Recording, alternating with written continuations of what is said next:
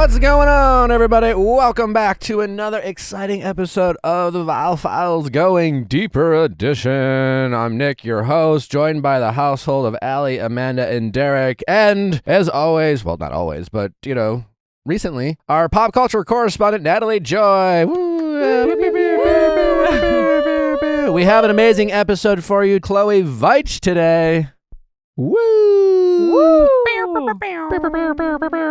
As Allie would say, Netflix reality TV royalty. Mm-hmm. Here to catch up with us, talk about her time on The Perfect Match. She clears the air by with some of the drama between Francesca and Georgia. A little Bartiste tea. And then we get into...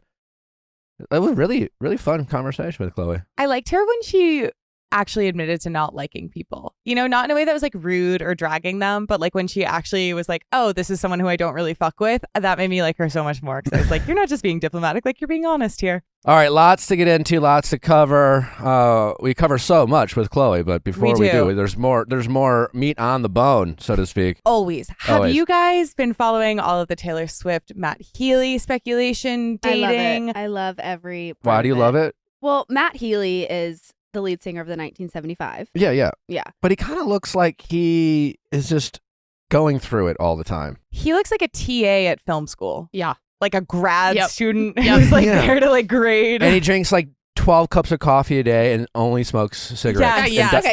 He doesn't eat food, just drinks coffee and cigarettes. Okay, let's literally drag Matt Healy under a school bus. No, I mean, also like he's amazing. He's an artist. I have seen some of his... I ended up on 1975 Matt Healy TikTok For You page for a while. You know, it's like all that shows recently?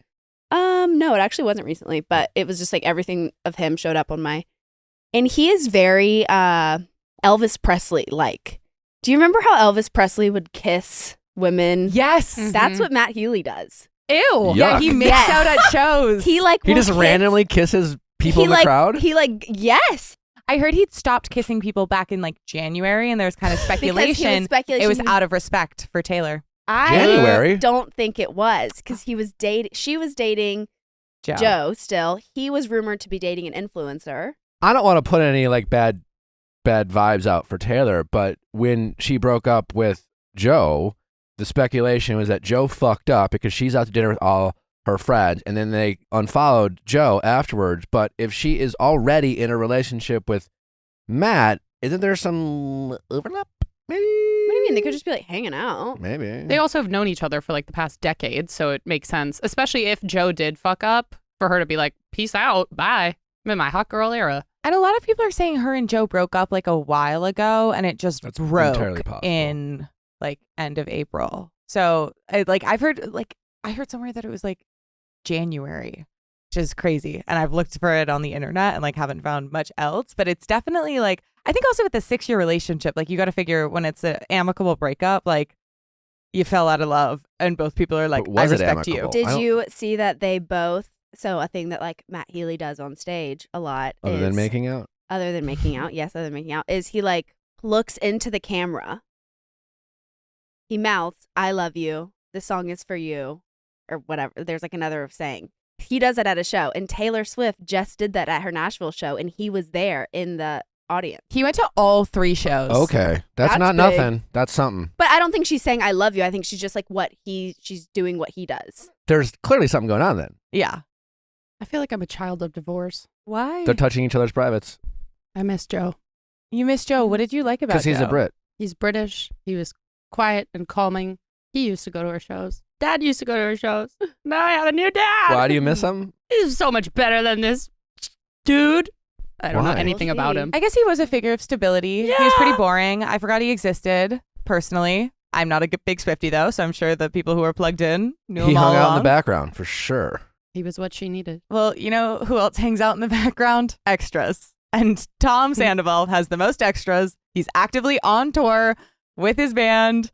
And we actually, in addition to the national news story about him replacing so cleverly and brilliantly a lyric to Stacy's mom with "Can't you see Raquel is not for me," in addition to that whole There's news more story, than that because I feel like he sucks for that. Yeah.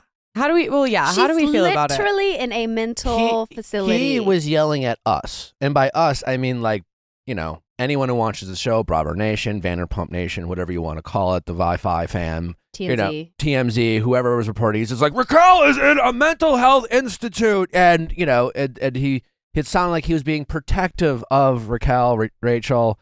And I don't know what communication they have going on between the two of them, but that's kind of a fuck you to Raquel, is it not? To like go on stage and be like, Raquel's not the girl for me? While she's currently working on her mental health. That sounds dismissive. She also can't have a phone, right? That's what he said in that TMZ interview. He was like, she's there without a phone, no communication. And so she has like no idea that you did this. And she's going to get out of this all like mentally healthy and be like, what the fuck? Yeah. Be like, you're not for me, Raquel. It's like, also, how dare he accuse anyone of trying to like monetize or gain like followers or attention off this situation? No, like, because he thinks it's his story to monetize. Literally. He does it. It's not about not monetizing. It's just about like he wants to be the only one. He's like, I single-handedly fucked up my life and several other people's, and so I should be the one who gets all the attention. It was my dick doing the work, and I deserve all the credit. He also replaces the words of Stacey's mom with Schwartz's mom. I get But it's like, so was I the get line, his shtick, Schwartz, can't you see that Raquel is not for me? Yeah, I don't know. It's just so But weird. either way, it's just a bit, I don't know, I don't know how Raquel feels about Tom. I mean, honestly, at this point, is it really shocking that Tom Sandoval did that? No. But he's also complaining about who wants the story to die. We've talked about this before. He doesn't want it to die. No. No. This is a guy who, when like some TMZ reporter or whoever, or paparazzi called him a celebrity, he smiled from ear to ear. He was, it just made his day. Dear Lord. We also have an inside scoop because a member of the Wi-Fi fam emailed us and said, as a fellow Sandoval follower, I knew I needed to share a story with you guys. My friend and I bought tickets to see Tom in NYC before the Sandoval story broke. After the story broke, we decided to go, scope out the scene, and maybe heckle a little. We showed up in Team Ariana and Don't Trust a Bambi-Eyed Bitch shirts. And when at the concert, the crowd gave him a ton of like mixed signals, mixed welcome. Shockingly, there were people there having a blast. That's not shocking. Yeah. Yeah. But it's just like, who are these people? But also, they don't put on a good show. So I mean, kind of shocking. I don't like. I do. A cover band. Listen, as much as we're not Team Tom Sandoval fans, I don't think people should show up just to heckle someone. No, I mean that's a bit. It's a controversial topic. So a bit you wanted to bully-ish. go to Schwartz and Sandy's just I to do talk want to go. shit. No, I want to go and observe. I don't want to go in. I don't want to go in and be like, you suck. You know, like. Well, so this is what the heckling looked like. Throughout the duration of our time there, my friend began to throw up the middle finger here and there to let Tom know how we felt. And well, she was successful. After about 5 songs, 2 Gramercy Theater event workers came up to my friend and asked her to speak with them in the hallway outside. Like a school teacher. Yeah, literally. Like she's going to the principal's office. Once outside, the event worker told her, I've been asked to bring you out here because of your disruptive behavior that's distracting the performers and disrupting the show. Given Tom's current situation, they want you out. When she asked who they were, Tom. The man told her it was Tom and his tour manager who saw her in the audience. My friend then asked what event policy she'd violated. The man consistently repeated himself and could not provide her with the statement of the rules she broke. And my other friend interjected and said, did Tom Sandoval himself single her out? Where are these orders coming from? The man responded, Tom and his tour manager want her out. Well, thank you for the very entertaining note. Going forward, you don't need to heckle anyone. Yeah. Yeah. Yeah. Yeah. You could support Ariana without. Yeah. I don't know. Maybe pick it outside the show. You know, if you really must, like. But yes, make Tom. your words known. Tom did single you out for sure. It was 100% was Tom. POV, you're in a cover band. You're 40. You've just ruined a long, meaningful relationship with someone who thought she was going to spend the rest of your life with you. And you're at like a half-empty theater, and people keep flipping you off with like, shirts that say your ex's name on them. You're like, I want them out. Like, it's a comeback tour, all right. It is pretty crybaby. He's peaking. Yeah. He's peaking. Well, you know who's been peaking for a while now? Robert De Niro. He's his transitions are honestly really just amazing. I'm doing my best. I have not slept. I have All right, how do we bring up Robert De Niro? Well, his dad, he's a dad now. At 79 years old. That is nuts. I don't. He will be 90 years old when his child if he is makes it. 10. Okay. Oh my. Fingers crossed. Jesus. I mean, like, I don't know. 90's not guaranteed. But this poor child, isn't it a boy? I think believe it's so. the 7th kid. Everyone needs a father, but like hot especially take here. I just listen. What are you going to ask the kid in 11 years? Would you rather just not exist? I'm assuming he's going to get some sort of like hefty inheritance. Maybe he could be a pretty solid dad for the next 10 years. And maybe Robert De Niro has the foresight with the media presence that he has. Not to be like morbid, but let's say I was lucky enough to be a father. And let's say I came down with a terminal illness and honey. Sorry, but like, and I had a young child, I would like make videotapes and like, here's what you're going to learn when you're 15 or 16 and tell them stories and shit like that. What? Honey, don't do that. I'm just saying, why? Don't get emotional. Oh my God. No, some moms do that. Like they'll leave You're like crying. Well, not because you cry. What the fuck is happening? But I think Robert could do that. He's like, hey, fuck, I'm old. I'm not going to be here for so long. And he can teach his kid life lessons. Plus, he's just like, he got zillions of dollars. I don't know. Like, I don't think it's that irresponsible. Is that not so fucked that we can't have kids at 79? Yeah. Right? Oh, like you mean? we're sorry. women. Yeah. No. Nick, you will be 100. I got big plans. You'll be 110. So. Maybe Nick, you're not good at math. You will live so long out of spite for everyone. Like, I feel like you will be that. Like, there will be like 12 years where every year they're like, and he's I'm going to look I'm gonna be taking same. shirtless selfies at 74, 100%. No, I've said this. Like, you're going to end up at some beautiful, like, retirement place, and it's going to be Nick and a bunch of other, like, 95-year-old women, and he's going to be like, Gladys, don't let him put his dick in you. Yeah. He doesn't respect you. I'm gonna get kicked out because people be like, you don't belong here. You're like, just because you're 80 doesn't mean you won't get chlamydia. Okay, actions have consequences. I think so. Part of the thing that's so interesting about this family structure is that like he has Is that his wife? a daughter who's 51. What? He has a daughter who's 51. That's fucking bonkers. I say pop off, Bobby. How old is his? Is it his wife or girlfriend or? Is his baby wife mama? younger than his daughter? Stand. His one night Imagine stand. you have a one-night How stand old with is his Robert wife? De Niro. How old is his wife? Well, yeah. Does his daughter just become the mother to the new son if she's 51? Okay, Well, the rumored mom- mother. Oh my God. He has a wife. He is married. Okay, Tiffany Chen. How old is Miss Tiffany Chen? Yes, how old is Miss? Let's not be judgmental. No, I'm just out of curiosity. Tiffany's Chen's age has not been shared publicly at the time of this writing. Okay, interesting because why could I choose that? What do you mean? Why couldn't I choose to just not have my age out there? Well, I'm not Bobby De Niro. Bobby. Y'all That's what his friends call him. You his friend? I mean, in my mind. There's a whole article. It's like meet Robert De Niro's 7 children and their mothers. Like, woof. Yeah, I'm really trying to find... I'm guessing his baby mama or wife is considerably younger than his oldest daughter. It's an extreme situation, but I don't know. If you're the kid, I just feel like the kid's not going to be sure like, you're I'd gonna rather be- not be born. No, I'm sure he's gonna be happy that he's born. His dad is Robert De Niro, but like it's so sad, and I know there's a lot of kids who don't have parents who have, Well, this Tiffany Chen is 64. How is this possible? Yeah, it's... because that's the story. Damn, Tiffany.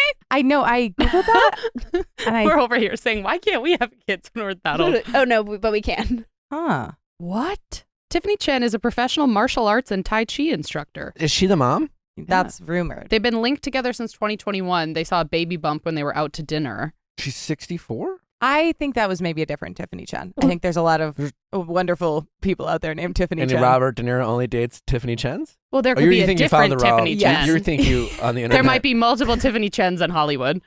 Robert De Niro only dates Tiffany. He has a type. What? Tiffany, I have questions. Maybe to round it out, speaking of dating speculation, Kim Kardashian posted a photo of Tristan Thompson, father to her niece I feel like and this nephew. is not news. So I guess, what do you make of your sister trying to have like civil relations with like your baby daddy? But the Kardashians, I know very little about the Kardashians. one of the episodes I watched while Natalie was watching in the background was basically Tristan and Chloe talking about how like once you're in the family, you're just in the family, as they've demonstrated with all these other guys. It's just like he's the father of her children, and they keep it tight, and it makes a lot of sense for being that family. It's hard to trust people. You don't want to let a lot of people in. So regardless of what's going on relationship wise, these people like have no problem supporting one another. So like any other rumors about them dating, I think are ridiculous and silly. Like they've demonstrated that this is a tight-knit group, and I don't think it means Chloe and Tristan are dating again. It just means that like he is the father of her children, and just like with Scott, like they're still friends with Scott even though Courtney is, moved on with Travis. So that's it, right? I don't know. I mean, I feel like they know what they're doing social media wise, and it's like support my baby daddy if we're not together. Like could support him privately, but like I guess she's sitting courtside at his game and then posts him at the end. I don't know. I guess you think about it either as the guy who cheated on your sister, the father of your nieces and nephews.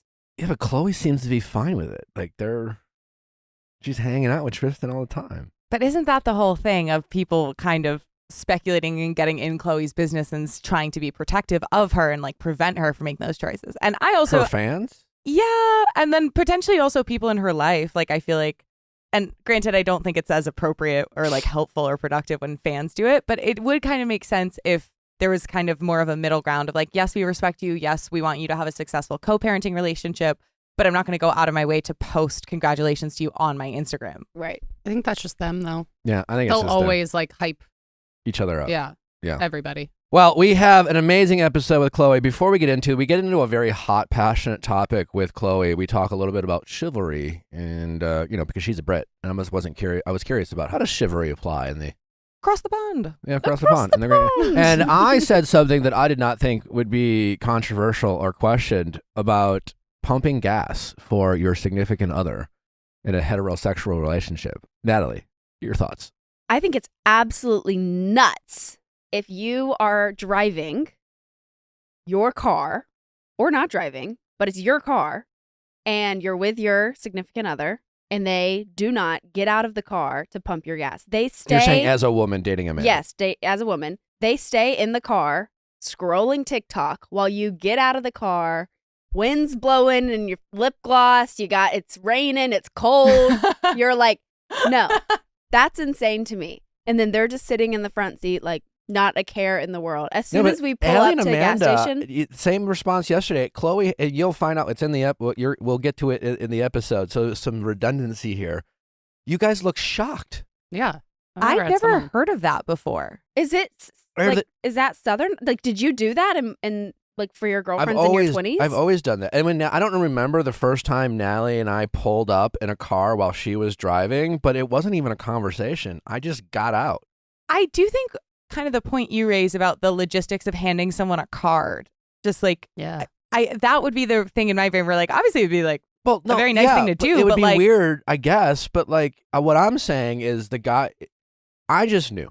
And Natalie, we were on the same page without having a conversation. It seems like y'all. I'm trying to get someone to buy me dinner. Like, I'm not trying to push for gas. You're not in a relationship right now. But I just. Even when I couldn't get to buy dinner. Immediate. Like, if he's not getting out to pump your gas, just tell him to get out and leave him at the gas station. It's so rare that I get gas with another person in the car, though. Oh, I now schedule my gas timings with Nick. I'm now like, come on, baby, let's take my car. I'll drive. And then I'm like, oh, fuck, I need gas. Nick's like, ma'am. Wow. I don't think this has been a situation that's ever Have come you ever up with pumped my your boyfriend. Gas with I don't Nick? think he's ever been in my car. So I will research. Yeah, because he's from Missouri. Like, if it's like a Midwestern thing. I want you to get in your car. And you just sit there at the gas station. You just sit in your seat. And you pull up and do nothing. And just wait. Just wait. Okay. It's going to be really awkward for like a moment. And then if he's like, what are you doing? You'd be like, you want me to do I'm not it. pumping my gas. I'm going to record this. Please do. Can I go in the back seat?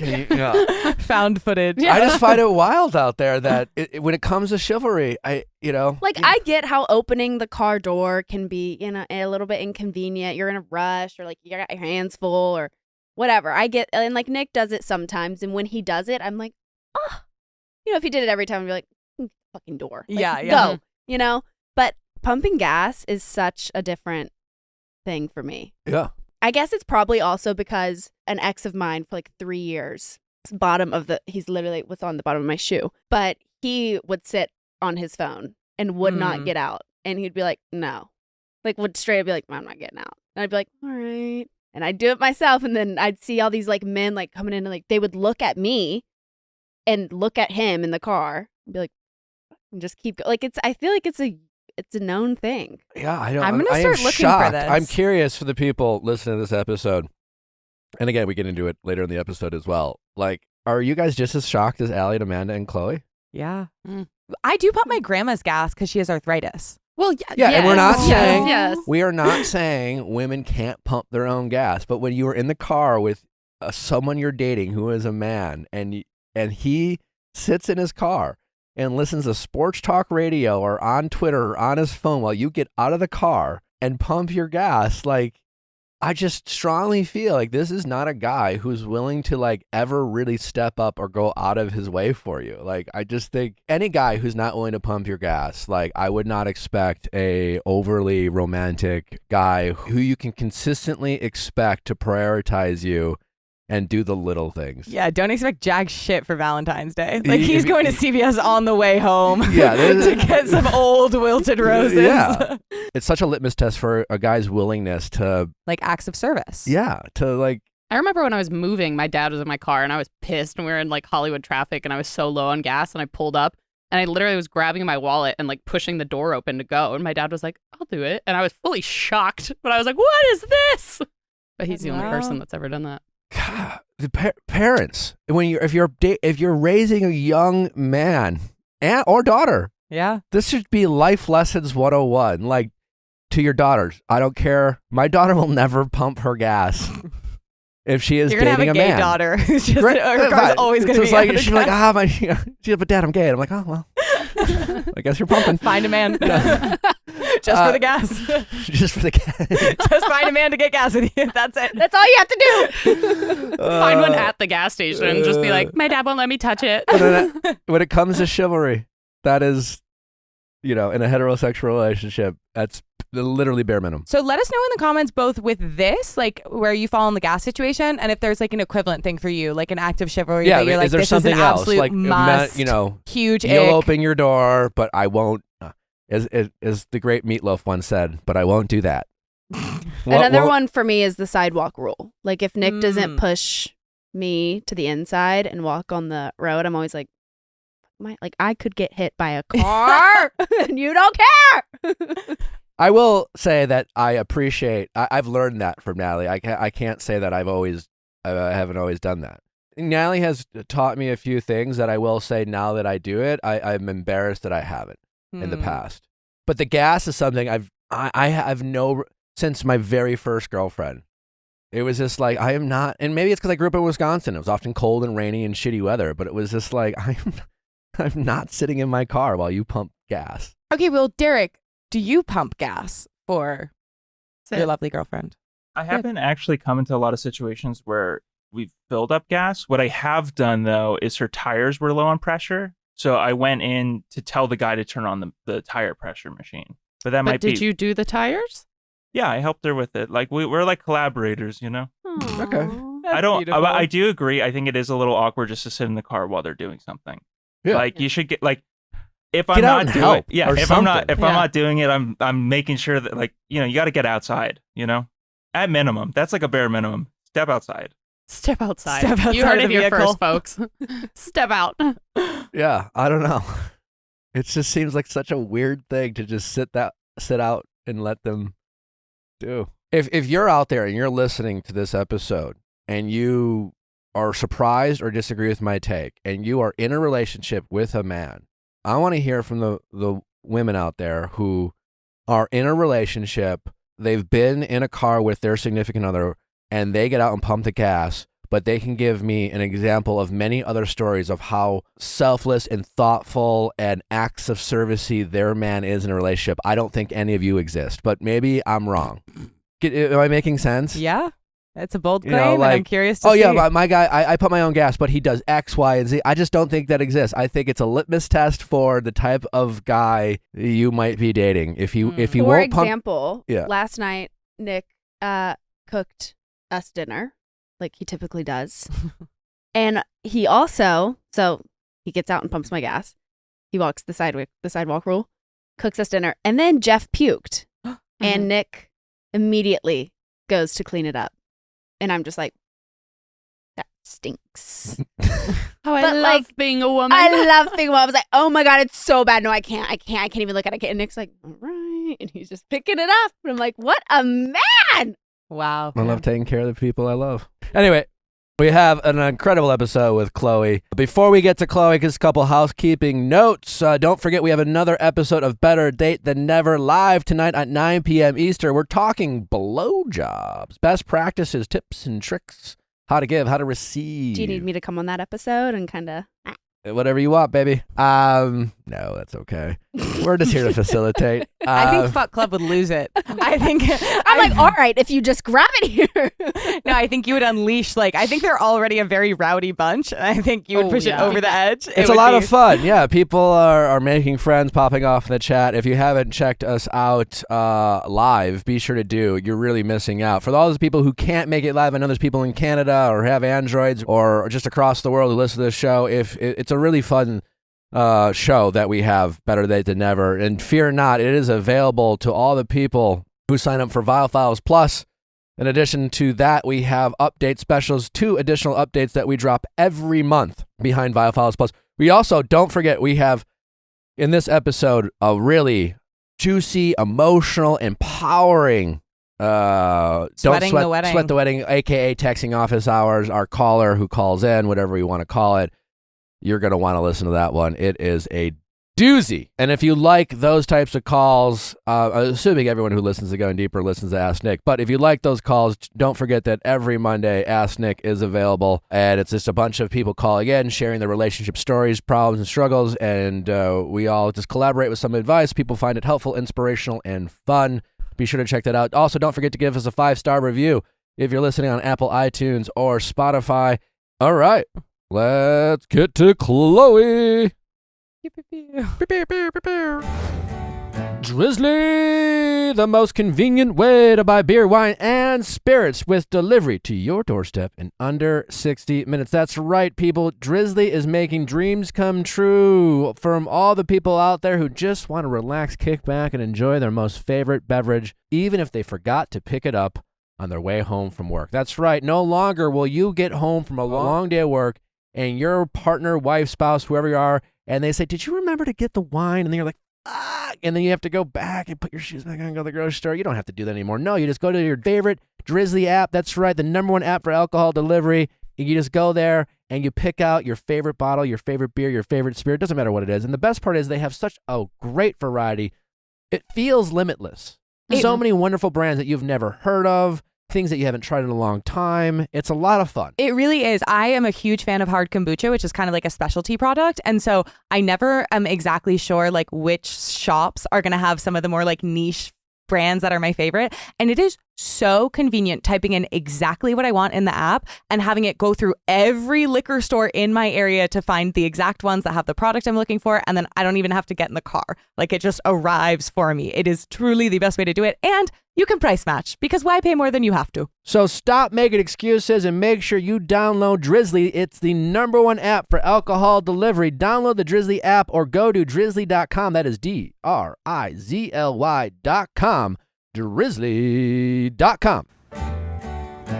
Hey, doggy lovers out there. Listen, what we put in our body matters. It also matters what you put in your dog's body. So all the people out there who love their dogs, and I know I love mine, you want to make sure they're eating like kings, like queens, like the champions that they are. Make sure that you're putting quality ingredients in their bodies. And Sundays is some of the highest quality dog food that you can find. Sundays contains 90% meat, 10% vegetables, and 0 0% synthetic nutrients. Besides USDA beef and all-natural chicken, you'll find digestive aids like pumpkin and ginger, plus disease-fighting antioxidants. Dog parents report noticeable health improvements in their pup, including softer fur, fresher breath, better you-know-what, better poo. And more energy. More energy, that's right. And the best part is it's affordable. Sunday costs 40% less than other healthy dog food brands because Sunday doesn't waste money shipping frozen packages. Instead, they spend on what matters, sourcing the best all-natural ingredients for your pup. I feel like with so much of dog food, it's like, you know, it will be great, fresh, all natural, but then it's in the fridge. And I know for you, Allie, like sometimes we have unexpected late nights at the office, and it's so nice to know that we can keep high quality food right on hand that is super easy to store and also reduces the cost of shipping. So it's just a win-win all around. You know, Jeff's favorite thing in the world are Sundays. And I'm not talking about the day. I'm talking about the food. That's right. Good news for you. We worked out a special deal for our dog-loving listeners. That's right. Get 35% off your first order of Sundays. Just go to sundaysfordogs.com/VIALL and use code VIALL at checkout. That's sundaysfordogs.com/VIALL. Upgrade your pup to Sundays and feel good about the food you feed your dog. Chloe. Hi. Welcome. Thank you. How's your heart? How's my heart? Yeah, we start every interview off that way. It's just like a heavy warm up. We never really explained ourselves. I don't know why I started that. It's like the opposite of small talk. It's like direct, but I feel like us Brits are very like straight to the point. So I love that. Yeah. Do you have anything you want to open up about to just kick things off? Anything? What's been weighing you down? What's been weighing me down recently? Mentally or just? I would say my sobriety. Okay. Yeah, I'm gonna go deep. Yeah. Tell us more about that. Been sober for a couple of years, and I feel like recently it's just been a little bit more difficult than what it normally is. Okay. And when you say sobriety, is that no alcohol, no nothing? No nothing, like complete abstinence. Okay. Because I know some people who are sober from alcohol, but they have discovered like marijuana, and that works for them. Yeah. But I don't know how that all works. I mean, I work a program, so it's the 12 steps. So okay. It's like, complete abstinence from like everything. But recently it's been a challenge. Yeah. What has triggered that challenge? I think being over here, being away from the people that I would normally talk to about recovery, my sponsor and my meetings that I normally go to, and plus going to Vegas. Woo! So just kind of the temptation of it all. Yeah, I'm used to being like a homebody. Okay. And since being in America, I'm very around alcohol much more than what I normally would be. So yeah.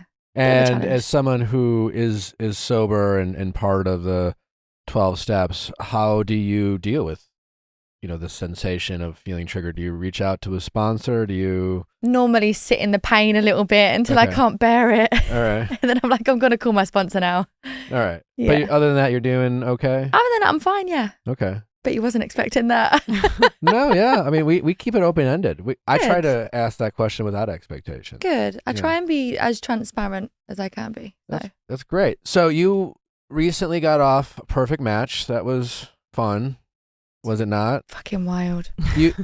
I saw something recently that you did an interview and you said that your time on the Netflix shows, Allie referred to you as Netflix royalty. Mm-hmm. Oh, thank you. It's true. Yeah. I feel like you're one of an elite group of people that has been on 3 different shows. A triple crown. Yeah. Absolutely. I don't know why. You're fascinating to watch. You're so bubbly. To be honest, when I first saw you on my screen, it was on The Circle, and I hadn't seen you before that. And I was like, who is this ray of sunshine? Oh, where did she come from? Oh, God. Yeah. I mean, I watched myself back on The Circle, and I just cringed the whole time. I didn't realize I say, oh, my God, as much as how, I watched it back. I say a lot. I got called out for that. Yeah, on TV. Yeah, you learn about some of your bad habits sometimes. Yeah, I hate them. Yeah, what are you gonna do? But you were quoted as saying that going on these shows helped your depression or mental health. Is that accurate? And I thought that was interesting. Yeah, because usually you hear the opposite. I think that was my motivation to get the help that I needed at the time. So what do you mean by that? I went on to Talk to Handle. I was 19 years old. And then I came off. You were what years old? 19. 19. Okay. I thought that's what you said, but I wanted to make sure. Yeah, say it real fast. 19. Not 19. You kind of swallow the 9. No. Not 19. 19. Love that. Tuesday. Tuesday. Tuesday. Tuesday. Kind of chew it. So anyway, back to depression. Anyways, so we're sad. So yeah, went on Tilt to Handle, came off of that, obviously lockdown, and that was the peak of my drinking. So I was drinking, I was having like lockdown parties, whatever, and just spiraled into this like depression. And then I got after your first stint on Too Hot to Handle? Yeah. Okay, that makes sense. Yeah, and then went and was into... that just the coming off the high of the filming? I don't know what it was. Okay. I don't know what it was. I think it was just not being around people as much as what I normally would be.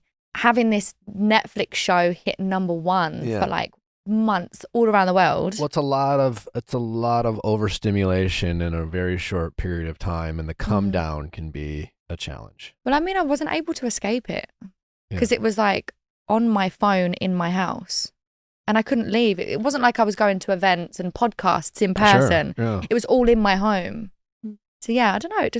And then Netflix put me on another show. And that helped. Yeah, it was the motivation to kind of get help with my drinking. Could you settle something for us? Because we had Georgia and we had Francesca on this show, and I honestly wasn't expecting it because I thought we'd just get a little tea here about their relationships. But this show became a platform for them to hash out what appeared to be some sort of rivalry between the two. Yeah, I don't think I watched Francesca's episode, but I watched Georgia's. What did you think? Everything she said is legit. Georgia. Everything she said, yeah. I was listening to it in the car. What specifically? Remind the audience if you could. Me and Georgia are really close in the house. That's faded since coming off the show, but I think that's because we've both got relationships and whatever. And just busy being stars. You just fall apart. But the specifics would be Francesca and Dom would go and film separate things. I feel like at the time it was because Francesca wanted to kind of open that door up again with Dom. Mm-hmm. That's just my take. But I mean, no one actually knows what was going through her head. Like, we can't read her mind. But at the moment in time when I was in that villa with Georgia, that was what was apparent. I didn't even understand why those two were even going at each other. Who, Georgia and Francesca? No. Yeah. They were fine in the villa. And then it just all of a sudden became like a thing. Yeah. Do you have any guesses as to why? No, I really don't. They were fine in the villa. Like, I remember a time. Over Dom or something? Or? I remember when Dom used to get a little bit annoyed because they were actual friends in the villa. Yeah. Like, Georgia would go up to Francesca and be like, "You're right, babe." Da, da, da, da, da. And Dom's like, "Why are they friends? It's weird." Did things settle down with Dom and Georgia? Because it seemed like that was also like the drama between those two, and then the timelines of their breakup. She got a lot of heat for that. And who, Georgia? For the hit? I know. She didn't deserve all that heat. I don't know. I was just asking the questions. What do you mean, on the show or off the show? Well, off the show, when they left as the perfect match. Mm-hmm. Francesca had a story, and then Georgia had her story. Dom kind of played coy a little bit. To me, listen, these relationships that start on these types of shows, I mean, they're not exactly cemented in a rock solid foundation. Yeah, I mean, and my experience on these types of shows, that most people, no one wants to look bad. There's that. No one wants to feel or look embarrassed. There's that. But if they're smart enough to humble themselves, I suppose, and have themselves be heartbroken despite any fears of embarrassment, they can really shine. And to me, it seemed like I hadn't met Dom. I don't know anything about Dom, but it seemed at the time like Dom was smart enough to lean into that relationship with Georgia not working out and kind of quietly play the sad guy, while Georgia took heat from the fan base as to kind of her timeline and her actions with Harry and things like that. And it seemed like Dom quietly sat back and let her take the heat That was just my read of the situation, but you know them way better than I do, and you know the situation. I'm just like wondering what your thoughts are on that. I mean, listen, everyone's always going to have a different side of the story when it comes to relationships. Like, I'm going to have a different story to one of my exes, that my ex is going to have a different story to me of our breakup. You know, there's always going to be different sides. And when there's social media involved and there's TikTok sounds and like certain podcasts or I don't know, all it takes is one heat of the moment comment to then spiral it into a completely different narrative. Sure. So all I want to say is that I don't think any of them, Francesca, Dom and Georgia, had any ill intent towards any of the other people that were involved in the relationship. But I don't know. I feel like there's something you're not telling us, Chloe. I just don't want to. It's fucking been and gone. Do you know what I mean? I don't want to sit here and be like, oh, Dom milked it, or Georgia's lying, or Francesca's the villain. Lying. Georgia's not lying about anything, no. Okay. Like, I listened to it, and every single thing that she said on this podcast was 100% accurate. From me seeing it or hearing it with my own eyes. Interesting. But I can't be in every room at the same time, you know? That's true. So I don't know. Well, we appreciate what you are able to share. We were wondering, you've been on Too Hot to Handle. Then, so Perfect Match is a mashup, right? It's like the Netflix celebrity version of all their shows. Yeah. Who are the cool kids? And what I mean by that is like, you got Too Hot to Handle, which is like the premise is, well, everyone's just a bunch of horny hotties. Everyone's horny. Conventionally handsome, as they might say. And then you have the Love is Blind cast, which is like, you know what? Don't look behind curtain number 2. You might not love them after you see them. Yep. When people come in, was there a bit of a seniority? Who were the cool kids? Like, okay. Who were the people who were like, yeah, but I'm on Too Hot to Handle? Or was it Love is Blind? Because Love is Blind is arguably the biggest show. I think it is the biggest show. Yeah. I would say, from my experience, when I see the Too Hot to Handle lot, I'm like, meh. Like, because it's just like, because I was on it, I haven't really got whatever. But when I look at the Love is Blind lot, I have this kind of sense of wariness. How so? Like, well, if I have sex with one of them, are they going to fall in love? Are they going to want my babies? You might be literally too hot to handle for them. Well, if they go on a show and they're ready to get married, it's like, oh, they're clearly ready for commitment, you know? You're just afraid they're all just going to fall in love. Yeah. Yeah. Yeah. Oh, it was me this time. Fuming. Well, tell me more about the Love is Blind lot, as you say. Fun fact, actually, I don't think anyone knows this, but I wasn't able to watch Love is Blind before going on Perfect Match. Okay. It was You'd airing. Never seen it. No, it was. Okay. It was aired at the same time that I was filming in Panama. And how did that impact your decision making? You can watch someone on TV, then meet them, and they can be two completely different people. Or you can watch it and be like, oh, okay, I kind of have a small sense of like who they are and their personality and stuff. Was Bartise a daddy when he was down on Perfect Match? Or no. He wasn't? No. Wait, did he have one in the oven? I don't. Oh, yeah, shit, because he's a dad now, isn't he? Yeah. And his kid was born in December. Was that before or after we filmed Perfect Match? Well, when did you film Perfect Match? Oh, fucking hell, I'm really bad at maths. March? April? Yeah. Oh my God, I was there on my birthday, the 5th of March. Well, and he entered. 2022? Yeah. March is the third month of the year. Yeah, and it said she likely fell pregnant March of 2022. Hang on a second. So how would she have felt pregnant if he was filming Perfect Match? How long was he there for? I don't know. He was there for a couple of weeks. What do you think of Bartise? I didn't know anything about him when I filmed with him in Panama. Yeah, just your time, because we talk a lot of reality TV, right? Yeah. And we recognize that all these shows are edited. We don't know who they are. So when we review them or recap them or whatever you want to call it, we like to say that we are responding and critiquing and recapping people's behaviors, not so much the people, because we don't know who they are. We don't know context. Yeah. We don't know editing. We don't know music. So when we have the opportunity to sit down with someone who has met them, does know them, has had real interactions with them, we like to learn a little bit about them. I'm not too keen on Bartise, to be honest with you. Why is that? I feel like there was certain smug comments. He's very patronizing, very belittling, and personally, I don't think he respects women. Okay. Like men. Seems like a breaking news to no one. Well, yeah, exactly. Confirmed kill. I see something on socials the other day, and it was, just because you respect women that you are attracted to doesn't mean you respect women. That kind of fits the category as him. So you feel like, to sum up, that if Bartise didn't find someone physically attractive or attractive, I guess, in other ways, his attitude towards them was more or less belittling, condescending, and just an overall disrespectful. Yeah. That's a shame. Yeah, it is a shame. Yeah. Hopefully he grows. There's always room for growth. Always room for growth. Anything about Perfect Match or your time on the show that you just want to get off your chest before we move on to other subjects? You hosted the live event. Watch party. What was that like? That was a fucking shambles.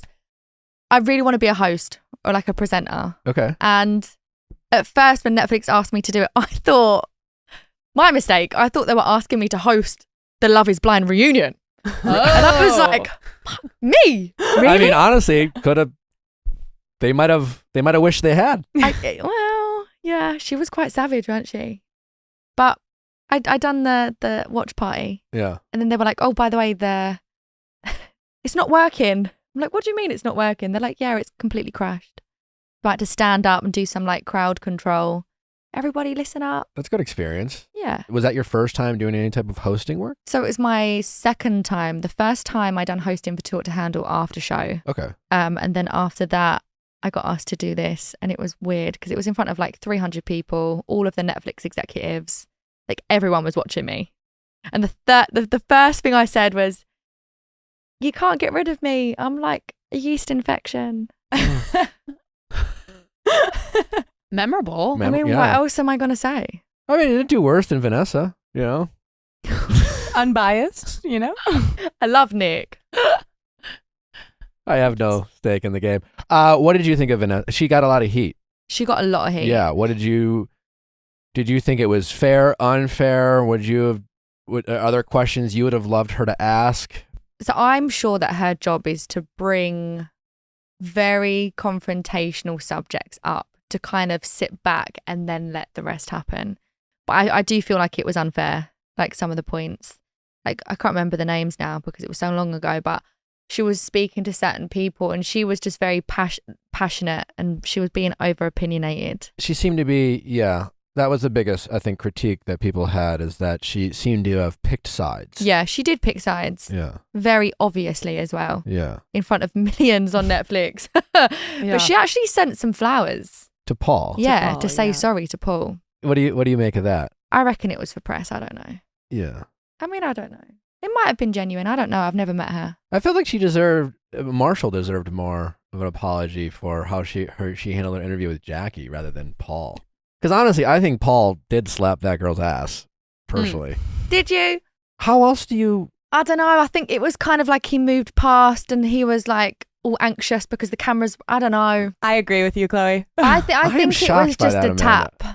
I don't know how else do you interpret it. I do think there was He more. walked past her. There was plenty of space, and he just went like this. I think he reached out to be like, "Oh, sorry." Yeah, it's just like an instinctual. Again, maybe you could be right. I just find that shocking. We've talked about. Have you been into a? You've been to a nightclub, I'm assuming. Yeah. It's kind of offensive either way. If you're like, you look like someone who's never been to a nightclub, or like you clearly go to nightclubs. Have you been to a nightclub? I see why you'd phrase it as a question. We have talked on this show before about as a woman. Have you ever been in a crowd and have a guy unnecessarily touch your waist? Yeah. As he pretends to need to guide himself through the crowd. Mm-hmm. Yeah. How is that any different? Girls always guide themselves through crowds. Do we feel the need to grab guys' waists? I've never been grabbed. Never. No one's fallen over? Like everyone's fine? Everyone finds their way? I just don't get it. Just shoulder barge. Yeah. Yeah. I won't get offended if someone... And even if you have to touch someone, tap them on the shoulder. Why? What about their hips? Their waistline? Do you need to touch? Excuse me. Excuse me. Yeah. Let me just touch the small of your back. But I'm just wondering, how is what Paul did any different? It just didn't look, I don't know, didn't look sexual. I mean, I think it's because everyone's team Paul over team Micah, and this is a classic case of we don't we don't agree with who is right or wrong. We agree with who we like the most. I feel like I like Paul I like Paul more than Micah. Sure. Yeah. And I think we want to give Paul the benefit of the doubt, but maybe his cute curly hair doesn't take away from the fact that he definitely slapped her ass. I feel like he could have had something going on with, what's that other one's name? Shelby? No. Arena? I think way more happened than what they showed. Really? Because there was like a whole segment. What makes you think that? A week's worth of shit could happen on TV, but they would only show 10 minutes of it. Sure, yeah. So if only a 5-minute speculation of a couple happens, they just wouldn't put it in if it didn't hold weight and substance. So I feel you think reality TV editors don't only put things in if there's meat behind it, so to speak? Well, you don't think they ever take the liberty to this looks like something, even though there's nothing actually there? Yeah. Yeah, but I just feel like, I don't know. I had a gut feeling when I watched it. This looks like there's more behind it. Listen, we love a speculation. On Arena's side, yeah. But it's just a gut feeling. Just a gut feeling. There's no facts behind it. Who cares about facts these days? As a Brit, yeah, you got a new king. Yes. How do you feel? Excited? Pissed? Are we pro royal family? Are we anti royal family? Do we just not give a fuck? How do you feel? He looks sleepy. He looks old. Yeah. That's what I said. I said it is not giving me confidence in the future of this monarchy when he and Camilla are stumbling around but barely able to move. Exactly. But also, I mean, as a Brit, what does that mean? He's gonna die, and they have like 7 or 8 backups. We should have just jumped. Yeah, but what is he gonna do or not do? I mean, I don't even know what the king's job is. To be honest with you, I don't even know, and I'm a Brit. Is that like a generational thing? Because when I was in London for the first time last summer, took one of your black cabs. Lovely experience. Good. Really great experience. It's like a cab ride and a tourist kind of attraction all at the same time. But that particular gentleman talked about how, at least for some people, it's a big deal. It's the equivalent of people in America and their flags and fireworks. Yeah. It's the patriotic. There's some psychos in Britain that have full-blown houses, their actual houses are filled with the mugs and the flags and the fake crowns and the pictures, and people get really obsessed over this. I just don't think I was educated, or my parents just didn't give a fuck. Did you have any strong reactions when the Harry and Meghan drama was at its you did. Massive love and I love it. I love it because there's so many people that are like, oh, Chloe, you're from London, what do you think of the Meghan and Harry drama? At the beginning I was like, I don't really care, just let them do their thing, But now, since watching the Netflix documentary between them two, I really don't like Meghan. I used to like her and I used to think, oh, I love her. What was it you didn't like? What I loved was that she's kind of like a normal person. She was an actor. She had a career before. Now she's stepping into royal territory, which I thought was a disaster waiting to happen anyway, because they are born and bred to be stuck in this airtight family away from the world. But the way she was slandering the Queen and laughing about her on the documentary next to the grandson, I just thought, please have more respect. You thought it was a little petty. Yeah, I just thought, listen, you fucking married into the royal family. What do you expect? What about Harry? Do you feel like he went a couple steps too far? I thought, when I watched the documentary, I was endeared to Harry, especially his military service. I'm like, here's a guy who's born into literal royalty, and he's like, you know what? I'm still going to serve my country, literally put himself in harm's way. I mean, there's no more honorable thing to do than to volunteer for the military. It was his book for me that was like, all right, bro, that's... What book? The Spare? Yeah, he wrote a whole... He had a book that came out 2 weeks later, and he was just it sounded like a guy who was pretty pissed off that he wasn't born first. Really? Yeah. Was that the one that went viral on TikTok? Yeah. There was the different stories between the two of them. There was a fake audio of him saying that something about his dick, putting cream on his dick. That reminded him of his mom on his dick. So that wasn't real? That wasn't real. I thought well, he did have a frostbitten dick at Kate and Will's wedding, didn't he?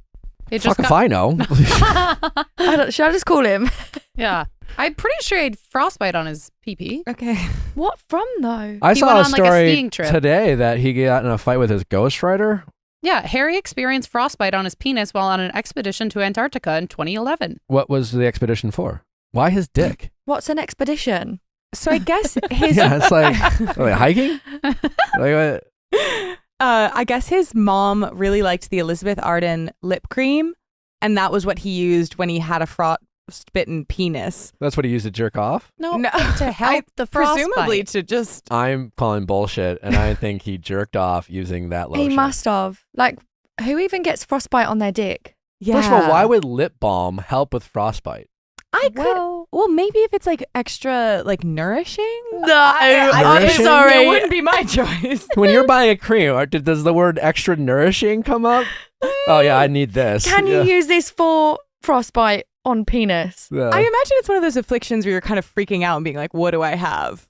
And like just like reaching for something and being like, oh, this should work. No My guy has penis? ever put any type of ointment on their dick for any other reason other than to masturbate. He said, But why would you put it in a book? He got paid $40 bazillion or something. I don't know.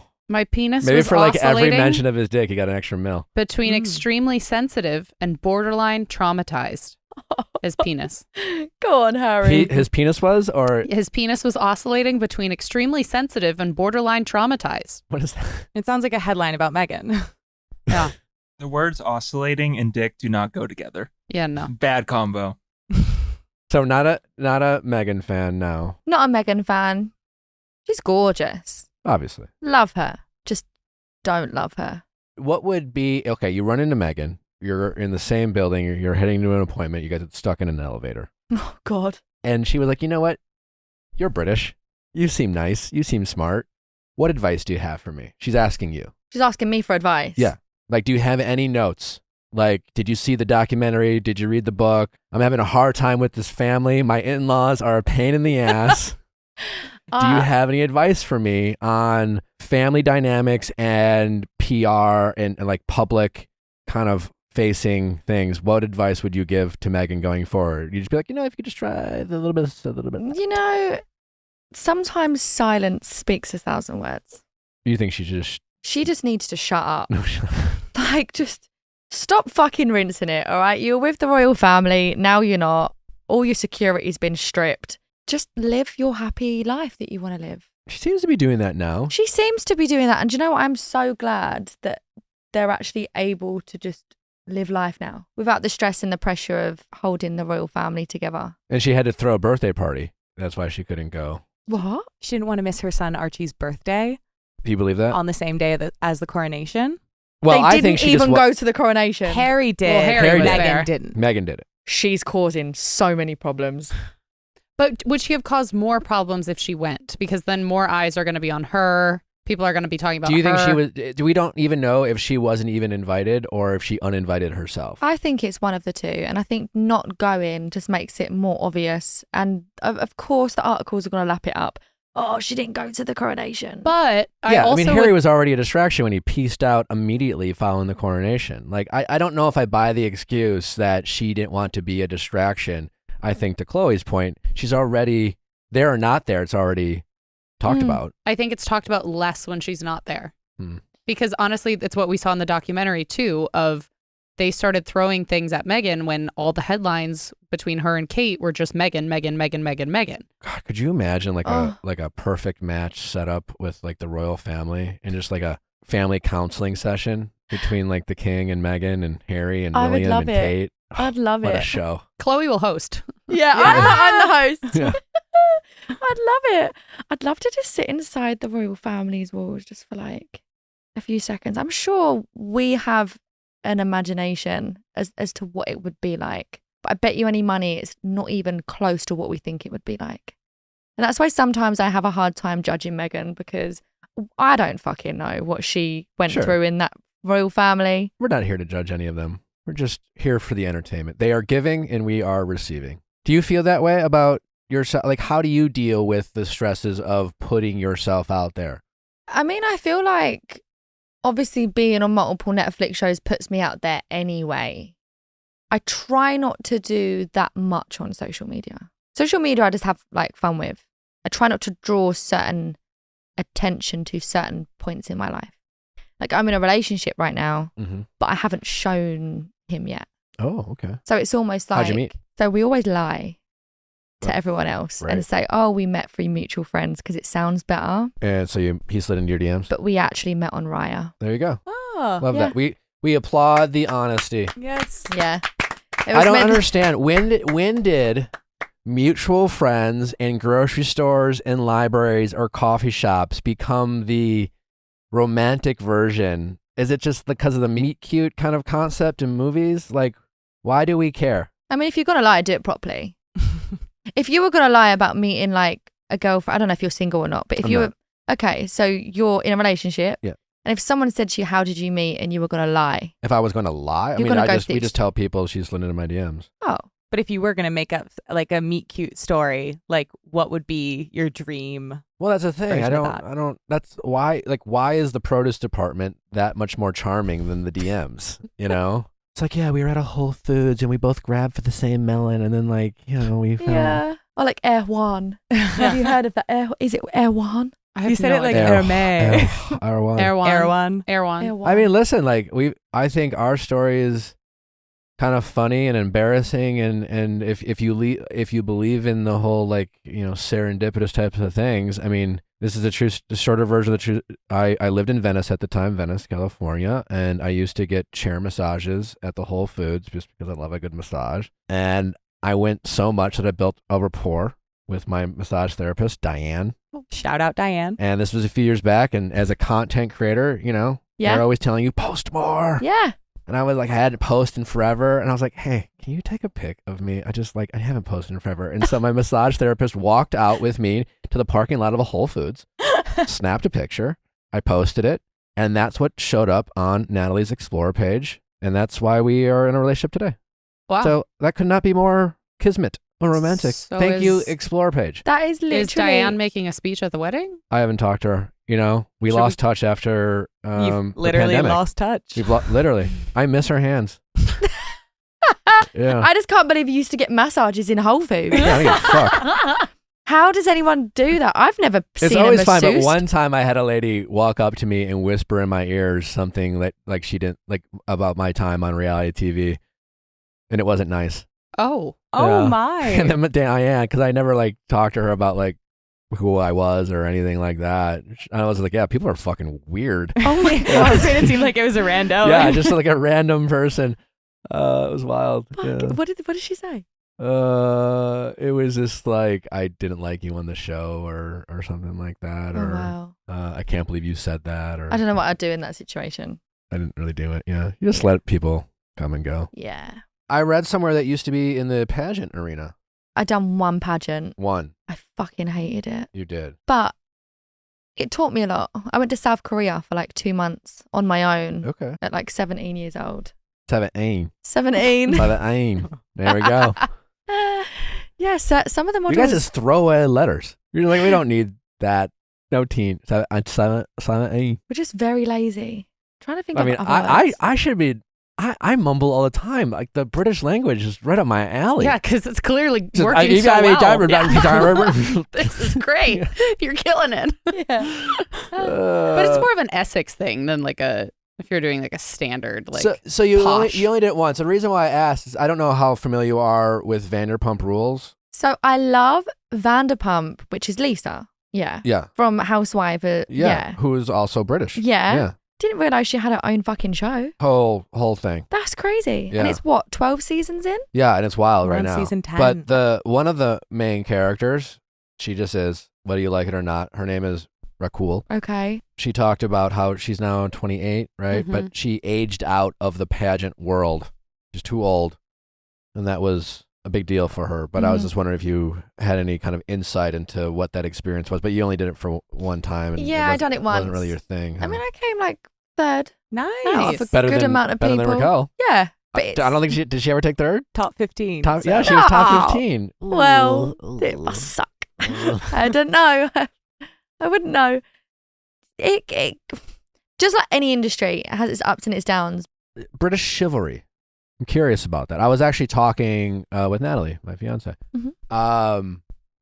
and chivalry nowadays is kind of it's I think been up for debate. I think in 2023 we talk more and more about gender roles and things like that and independence, but then the conversation of chivalry comes into play. It's just like, well, can you still kind of be pro kind of independent person dater but still want chivalry in your relationship? Yeah. And so I was curious, is chivalry important to you?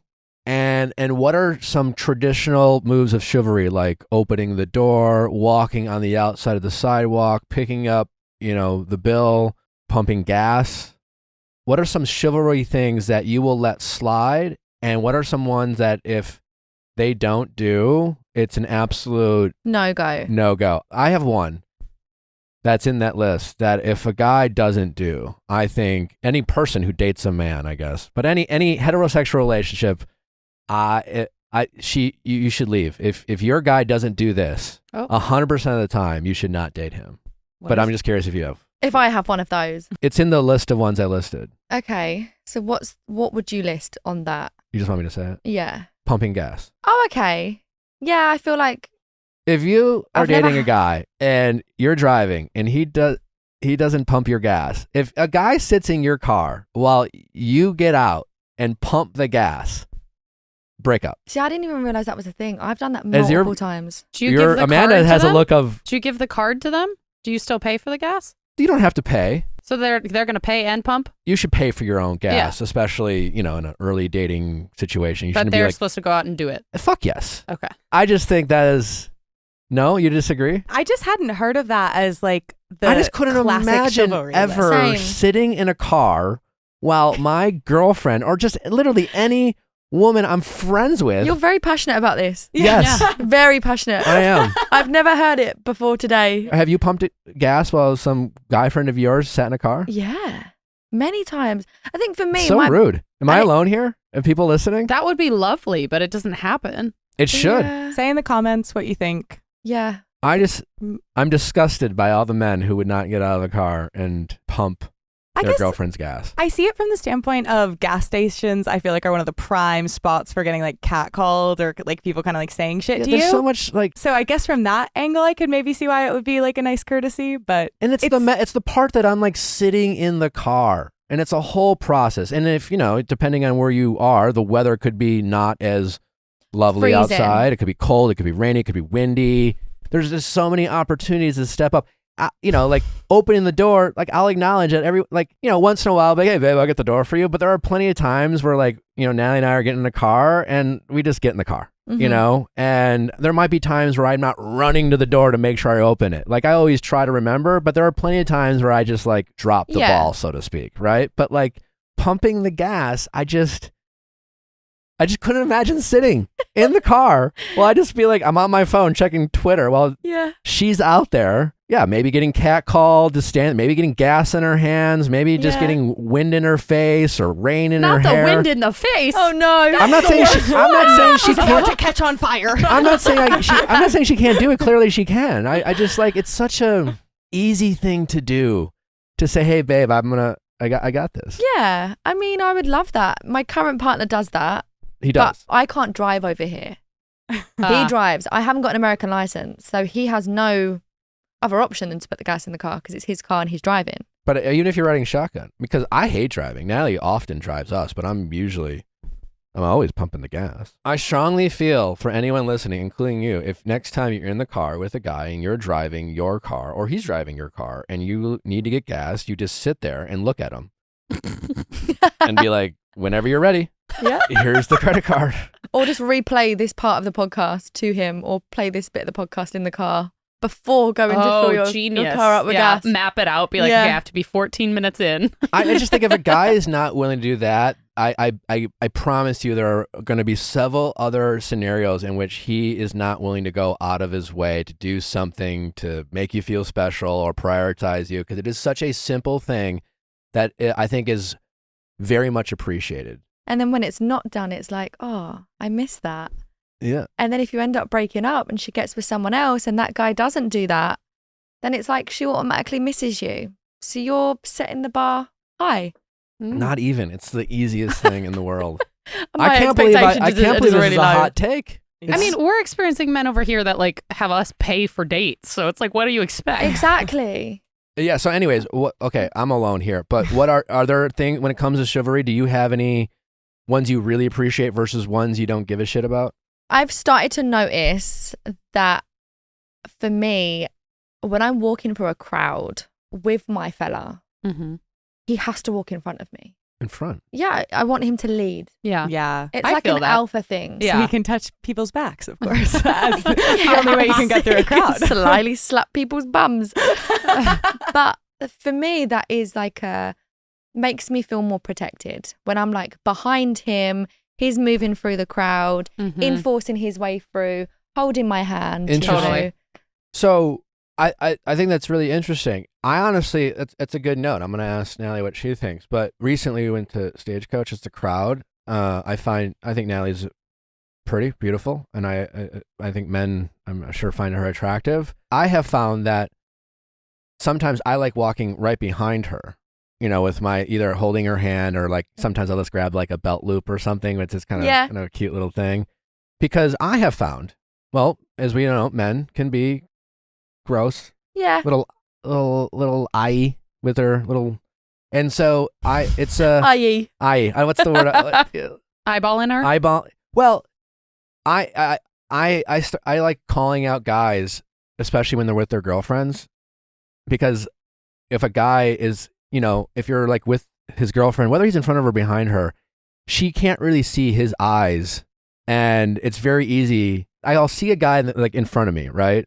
And I can just tell this is the type of guy who's gonna he's gonna take a look. You can just tell whether he's with a girlfriend or not. And so when he's with his girlfriend, and if I catch him, it's fun to embarrass them. What do you do? Like, what do you say? I'll be like, no, or like, watch your guy, or love that, something though. like that. Yeah. Like I've had a couple guys like pat me, and they'll no matter how big or how old or who they are, when you catch a guy like that and you call him out, he melts. What would you do and if by you were melts, in that situation? He like turns real small. Like if my boyfriend was ogling someone else? Yeah, and someone came up to him and was like, "Stop looking at my girl," and just walked off. How would you confront that situation? I don't know how I would confront that situation. I don't know what I would do. No, because you see these guys and you just watch their eyes, and it usually goes right down to the chest, and they do it so kind of quickly.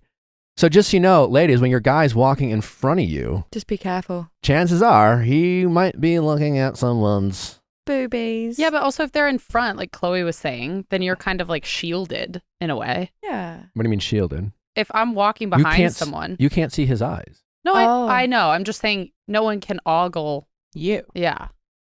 But Nick is talking about maybe this guy ogling others. Other women, yeah. But then you have to have trust in your partner. Well, they're already ogling Natalie.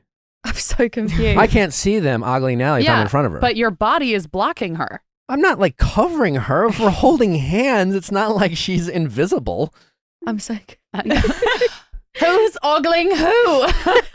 So, no, everyone stand up. No, we're not doing a demonstration. No, but if I'm holding Chloe's hand, right, and you Allie's and Amanda are walking towards us. Who's in front, me or you? If I'm in front of you. You're in front, I'm behind. I'm holding your hand, and like there's a little bit of space, yeah. and a guy, this all happens real fast, but it's not like guys are oogling or ogling or whatever you want to call it from a distance, but as a guy walks past, and men tend to be taller than women. Natalie is very tall, but it's just kind of easy to kind of look down. And when you see a guy do that, it's just fun to call him out because they're literally walking, holding hands with their girlfriends, and it's maybe fun. I'm just not going to let him go in front of me anymore. I'm just going to take the lead. I'm just saying, I see a lot of guys in front of the ladies, like checking out other women while they're holding hands with their girlfriends. Okay. I got an ick once from a guy who we were walking home from a first date. Amanda will be me. Just have your arms slightly like this. And literally on the walk home, he put his arms like he was holding on to me. Oh, but like a choke. Literally like he was the like quote unquote girl of the situation. Like I literally was like, oh my God, why am I leading you down the street? Yeah. Yeah, 2 hands on one of your arms. Like, nope. It's a lot. And that's just a like lot. I'm with Chloe. Like you should be leading me, not the other way around. Protect me. No, I like the lead part. It's just but you're also not like clutching onto her arm like you're an old man. I hear you. Yeah. I'm just saying. Yeah. I like the lead part, but it's hard to keep a watchful eye. Yeah. Stay vigilant. Yeah. And that's also just kind of fun catching these guys. I don't know. Yeah. Do guys' explore page on IG matter? Oh. I don't think so. All right. But I think the algorithm is. Would you? Yeah, Chloe. If whip you went out on your Explorer page right now.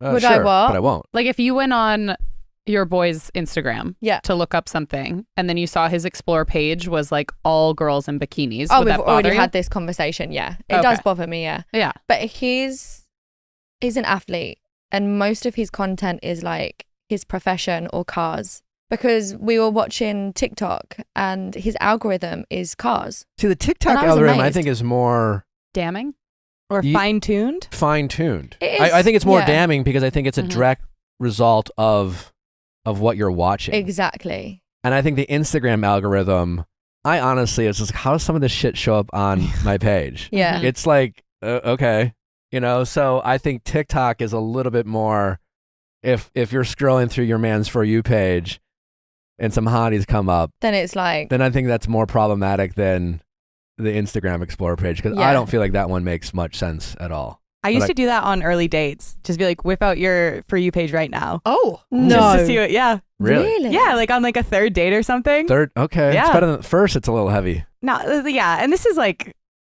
I'm not like desperate for the affection of this person. What if a guy you're on a date with has just like, a bunch of attractive women? Yeah, what would you actually do? He's a single guy. What is there anything wrong with that? I think it would just give us an indication of like the type of girls he likes. But then that also feeds into my insecurities because my boyfriend's ex-partners are all blonde. They're all from California. None of them have tattoos. And I'm quite rough around the edges. Tattoos. Nick, we've been over this. Drop the middle T. It's fun. Suck it in. Tattoos. So yeah, I try not to go down those little rabbit holes. But then I do, and I love it. I'm like, oh, show me your For You page. How long have you been dating this gentleman? About 5 months now. You love him? I would say I love him, yeah. Okay. Is he a bit of a celeb? No. Just a normie? He's very like low profile. He's really good at what he does. What's he do? Yeah, what sport? He's a hockey player. Oh. Hockey. I didn't even know hockey existed. Like what league? I met him.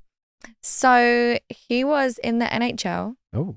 And then got dropped back for some reason. Still pretty good. I can't remember the story, but yeah, he's on his way up again. He was injured. Oh, sure. Okay. Yeah, so double hip surgery. Raya. Oh. Yeah, he's not one of these, because in the UK we have this saying where it's like, my type on paper is a guy that's an athlete but was injured. We make fun of that in the UK, but like in this case, it's like. And why do people in the UK like injured athletes? Because that's the fuck boy genre. They're like, oh, I could have been a pro athlete, but like I injured my knee. But he actually was. But he actually was, yeah. It's like, okay. It's very determined. Have you ever had a fuckboy era? As a girl, like. Well, we on this show use fuckboy more as a verb. Is it a verb? What do we call it? It's a gender neutral term. Yeah, it's just more of a. It's like if you're saying a fuckboy era, that's an adjective. Yeah. An adjective? Okay. Yeah. It's more of a behavior. Like a hoe phase. Yeah. I call it a hoe phase. Mm-hmm. Not for anyone else. We just call it all fuckboys. Yeah, I think because maybe it's like in addition to like having fun, having a bunch of different partners, there's also kind of the implication with fuckboy that like maybe you're leading people on a bit or not actively leading them on, but not giving them all the info that they might need to make a different choice on your interests. I have, yeah. I have.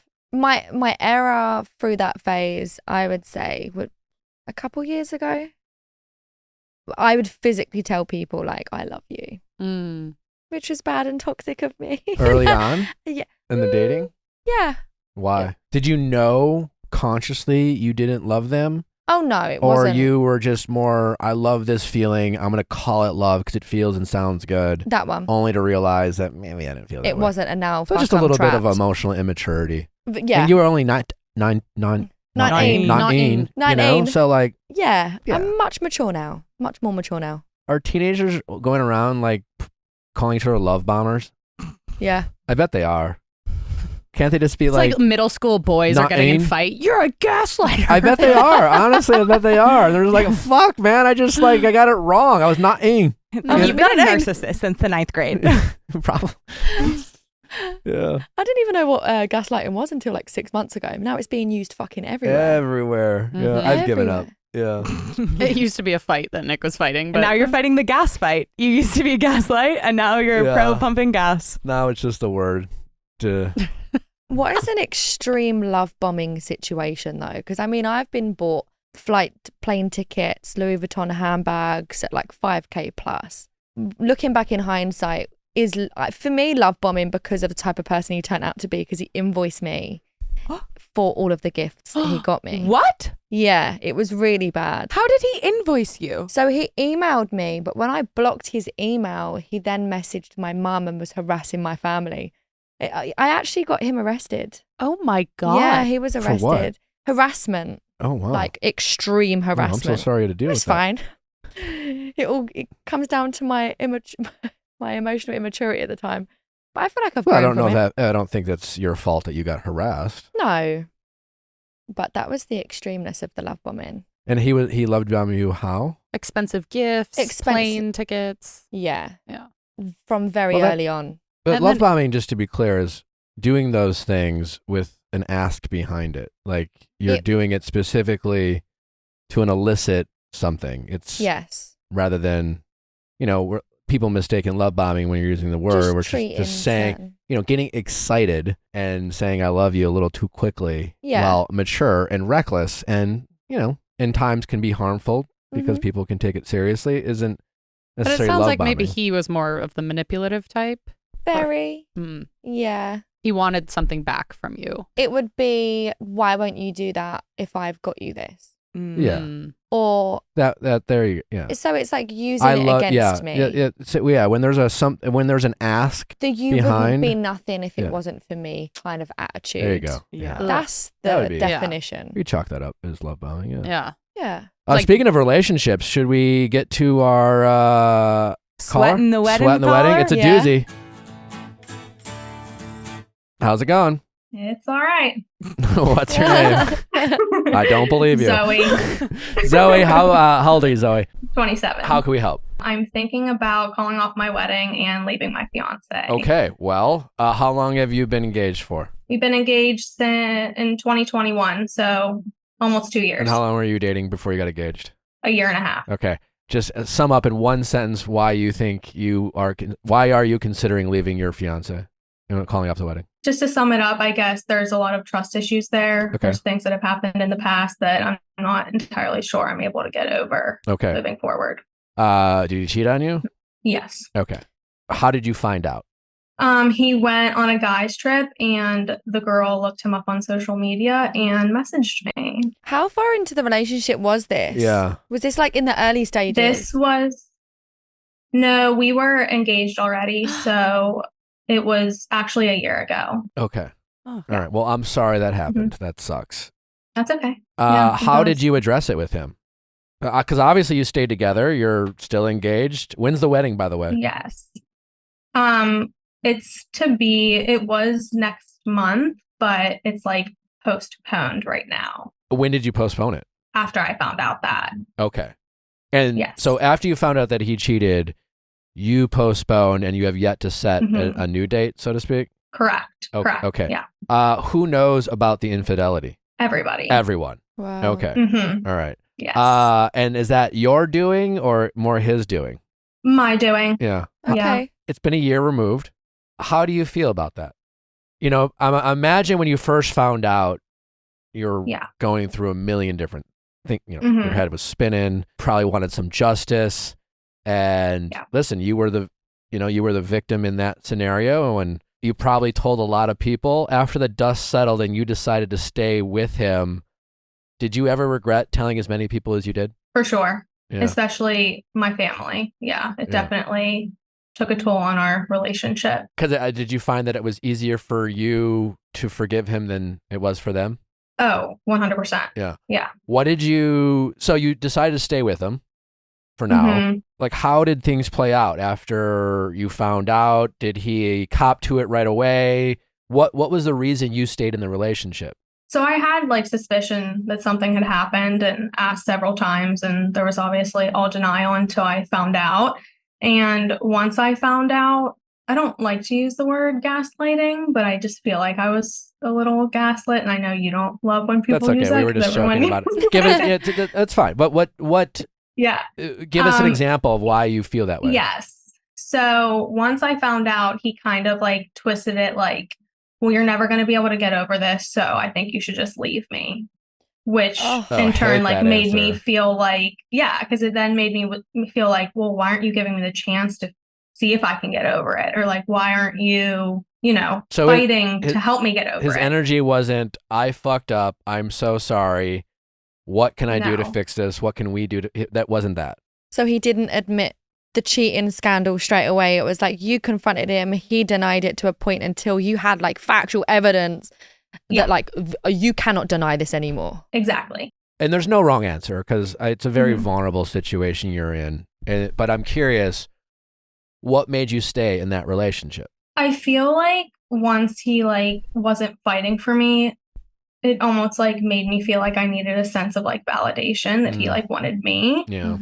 As like messed up as that sounds, but I felt like it made me oddly like want him more because I wanted to feel like wanted and like validated from him. So I honestly didn't really even like consider leaving at that point. No, it's not crazy. It's not. Yeah. It's valid. No. Did you any therapy on did you or him? Is there couples therapy? Did you guys do anything? We've talked about couples therapy, but never have. But I then after that got therapy. You did? Yeah. Well, good for you. Did you suggest it to him? Yeah, it's just, honestly, it's like both of our faults. Like we just never went forward with it. Does he know you're considering leaving him? Yeah, after recent events, which I guess we'll get to, I think he... Oh, well, yeah. Is there an update? What are some recent events? What do we got? Oh, yeah. I think this is like more so what I'm focused on. We did take a break in December for about a month. 3. Yeah. Including an ex, right? What?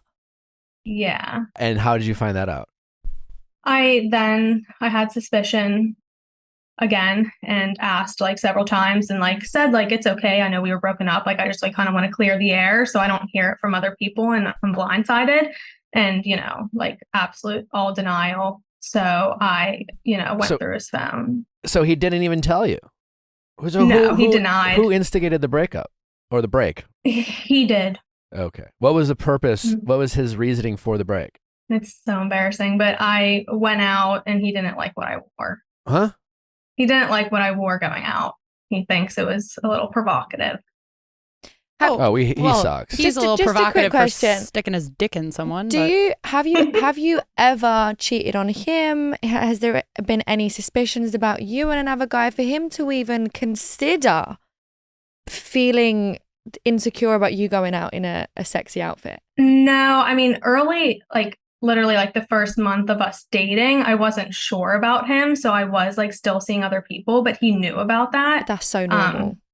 Yeah. So there was never like me making him feel insecure at all. He's just projecting his own shit onto you. Did you find out about the 3 women after the break ended? Yeah, I just did not too long ago, a couple weeks ago. And how long have you been back together? And why did you get back together? How did the break end? So the break ended after that, him being upset with what I wore. And then what did you wear, by the way? I'm just curious. Like a corset top and a leather jacket and skirt and booties. That's my everyday wear. Yeah. God. Yeah. I would wear that out with my parents. Exactly. Yeah, I thought it was cute, but I guess not. No, it definitely was cute. That's probably why he didn't want you to wear it, because he's worried that you're going to get snatched because you're a catch. You definitely need to break up with him. Yeah. Yeah, you said in your email, Zoe, I can't find the courage to stand up for myself, and I find myself blaming it on me and thinking I'm the problem. So it seems like maybe your mind is made up in terms of like what you should do. It's a matter of like actually how to follow through with that. You've done nothing wrong. What do you feel like when you find yourself feeling like standing up for yourself kind of in your brain, and you're like, this is fucked up. I deserve better. I know I give better to him. Like, what are the things that kind of prevent you from acting on that and like sort of severing? Yeah, how can we make you feel more confident about your decision to break up with him? I know. I just think like exactly like you said, I think I like have my mind made up. And then I think more into it and I'm like, okay, well, what if I am the problem? And then like months from now, I regret like leaving him and realizing like I'm the one with the issues. What could possibly be your issues? I don't know. I really don't. There isn't any. Have you thought of, I mean, that's what I'm saying. It's just like you can think long and hard. You can't come up with anything. Listen, I'm sure, we all can be irritating in relationships, but like you don't cheat. You're not unfaithful. I guess I then like worry, am I overreacting because we were broken up? Well, first of all, he cheated on you. Yeah. There's that. Yeah. And then he asked for a break and he used an excuse about your outfit to make you feel bad about it because what he really wanted to do was I'm just going to say it and I hope it's not hard to hear, but like all he really wanted is an excuse to sleep with other women. That's why he took a break. It wasn't because of your outfit. He just decided to make you feel bad about it. And yeah, that is a bit gaslighty. And that is now a pattern of him not taking accountability for his actions, right? And making you feel bad. But all he really wanted to do was take a break so that he could have sex with other women and this time not be labeled a cheater. Yeah. That's all he wanted. Right. Yeah. And then when he was done with that and when he got a little bored or wanted more security, was ready to get back and like work on this relationship, that's when he got back together with you. Mm-hmm. Yeah. I mean, that's how I see it too. I just... And cheating is less about sex and more about the lying. Right. And he's still lying to you. Yeah, a lot. An awful lot. I think it's like, because I asked so many times if he had, and I feel like I would have had an easier time getting over it and accepting it. But it's just the fact of like, I asked for months and he would call me crazy. When was the last time you were single? Oh, gosh. Yeah. A while. Yeah. I mean, like 4 or 5 years. Yeah. Yeah. That's just your biggest hurdle. That's your fear. Mm-hmm. I think you're probably. Listen, and it sucks, right? I get it. Like you got engaged. I'm sure when you got engaged at the time, very exciting. You were planning a lot of things. You were literally planning a wedding. You set a date. Maybe you picked out a dress. I don't know. And when shit like that goes south, it hurts extra hard because you feel foolish. And then you just have to like, in your brain, you're just like, my world is not going the way I planned, and it almost feels like, like a hard drive's crashing. It's just, I get it, but you're only 27 years old, you're super young. You look great. You clearly have a good job. You're calling from work right now. You're crushing life. Mm-hmm. Like you're just carrying dead weight here. And you're very aware. Because everything that you're saying right now is like so valid. It's just upsetting that you don't have confidence in what you're saying to make the decision. But I think we know that you've made the decision already. Don't you feel like your heart? Don't you just feel heavy right now emotionally? Oh yeah, yeah. And I have to say, I mean, like the month we were broken up, it was hard, but I definitely felt less on edge. There you go. So use that, right? Use that kind of as motivation. Like if you decide to leave the relationship. I don't know. I don't know exactly how you're going to feel right afterwards. Could be a million different things. You're just going to have to be patient with the discomfort, of breaking up with someone because there's a lot more unknowns than knowns, and unknowns can be, pretty scary. We find even toxic comfort, so to speak, comfortable than the unknown. It's like we would rather know that we're going to be uncomfortable rather than not know we might not be, Right. And so I think just getting your mind comfortable with the idea of not knowing what the future holds for you and embracing that and seeing the unknown as more of opportunity rather than, failure or things like that. I think you're just kind of in your head and you're judging yourself right now what this breakup means to you. And you have allowed yourself to judge yourself for his choices to cheat on you. You've seen it as, you've almost labeled yourself less worthy because he's cheated, and you even admitted, like, it's like you weirdly in a fucked up way almost wanted him more. And like, it's, you got your ego got involved in things like this. I almost find myself like not rewarding him, but like I find myself actually treating him better afterwards because like I want him to like realize what he has. It's messed up, but like, yeah. Maybe not to sound corny, but like, how are you loving yourself? What are you doing to treat yourself? Yeah, I don't think I think too much about myself. You should. Yeah. Yeah. There is no way the version of you that really loves yourself would be okay with any of this. No. So this is not a hot take, but like if you were your own mother, like what would you say about this man and the way he's treated you? Like talk to you. Like now, like what would you say? Like say to me what you would say to you if you were your mom. I'd say like get out and have a little respect for yourself. And then if for sure you said back, but I don't know, I just find myself having trouble. Like I feel kind of numb. I keep doubting myself. What would you say to that? I don't know. I think that's my problem. Yeah. Like, let's just skip to self-love for a second. Like, what about just like practicality? You know, you're only 27 years old. The rest of your life, if you marry this guy, let's say there's a world without divorce and you would be stuck with this guy if you got married to him. Imagine that life, having kids with him, you know, buying a house with him, dealing with adversity. For the rest of your life, you're going to have to deal with a person who, when they feel cornered, all they know is to make you feel worse about yourself. Yeah. I feel like I've been thinking about that a lot more lately, and it definitely is like an uneasy feeling. What scares you the most about doing it? I guess just like possibility of regret and probably being alone, because I can't tell you the last time I was really like alone. I think that's your biggest hurdle. Yeah. What's your therapist say? Yeah. She thinks I am scared of regret because I've had like regret in the past from leaving a relationship. Oh, really? What was that regret? Why do you regret it? He was just like a really good person, but I was like so young. So why? I totally regret breaking up with him though, because he was such a good person. How long ago was that? That was a long time ago. How long? Like 4 or 5 years ago. Okay. And what's he doing right now? I have no idea. Oh, maybe look him up. I don't know. Yeah. I don't know. I'm just saying, like, you gotta, I think it sounds like you're someone, and I've been there too, like you're really good at getting in your head and creating these false narratives and like, for sure. And you stick to these narratives. It's like, it's one thing to have regret, you know? And we actually talked about this in the office the other day. I find it really obnoxious when people like on Vanderpump, I don't know if you're watching it, but Raquel's like, I got no regret because I just make my decisions. It's like, you can be an adult and you can have regret and still learn from an experience. You know, a lot of people are like, I have no regrets because like everything that bad happens for a reason, and I learned from my answer. And it's like, no, I can regret it. But you're just like, oh, I regret this, and then you like wear it like a fucking cross, like, and then you just like torture yourself, and you're just like, oh, like I'm someone who has done that. I was really good at really as a Catholic, you know, you're really good at like making yourself suffer, you know, and shaming yourself and like whatever. And like, I don't know if you come from a religious background, but if you do, like, I do. Yeah. So there's probably a little bit of that in there, but like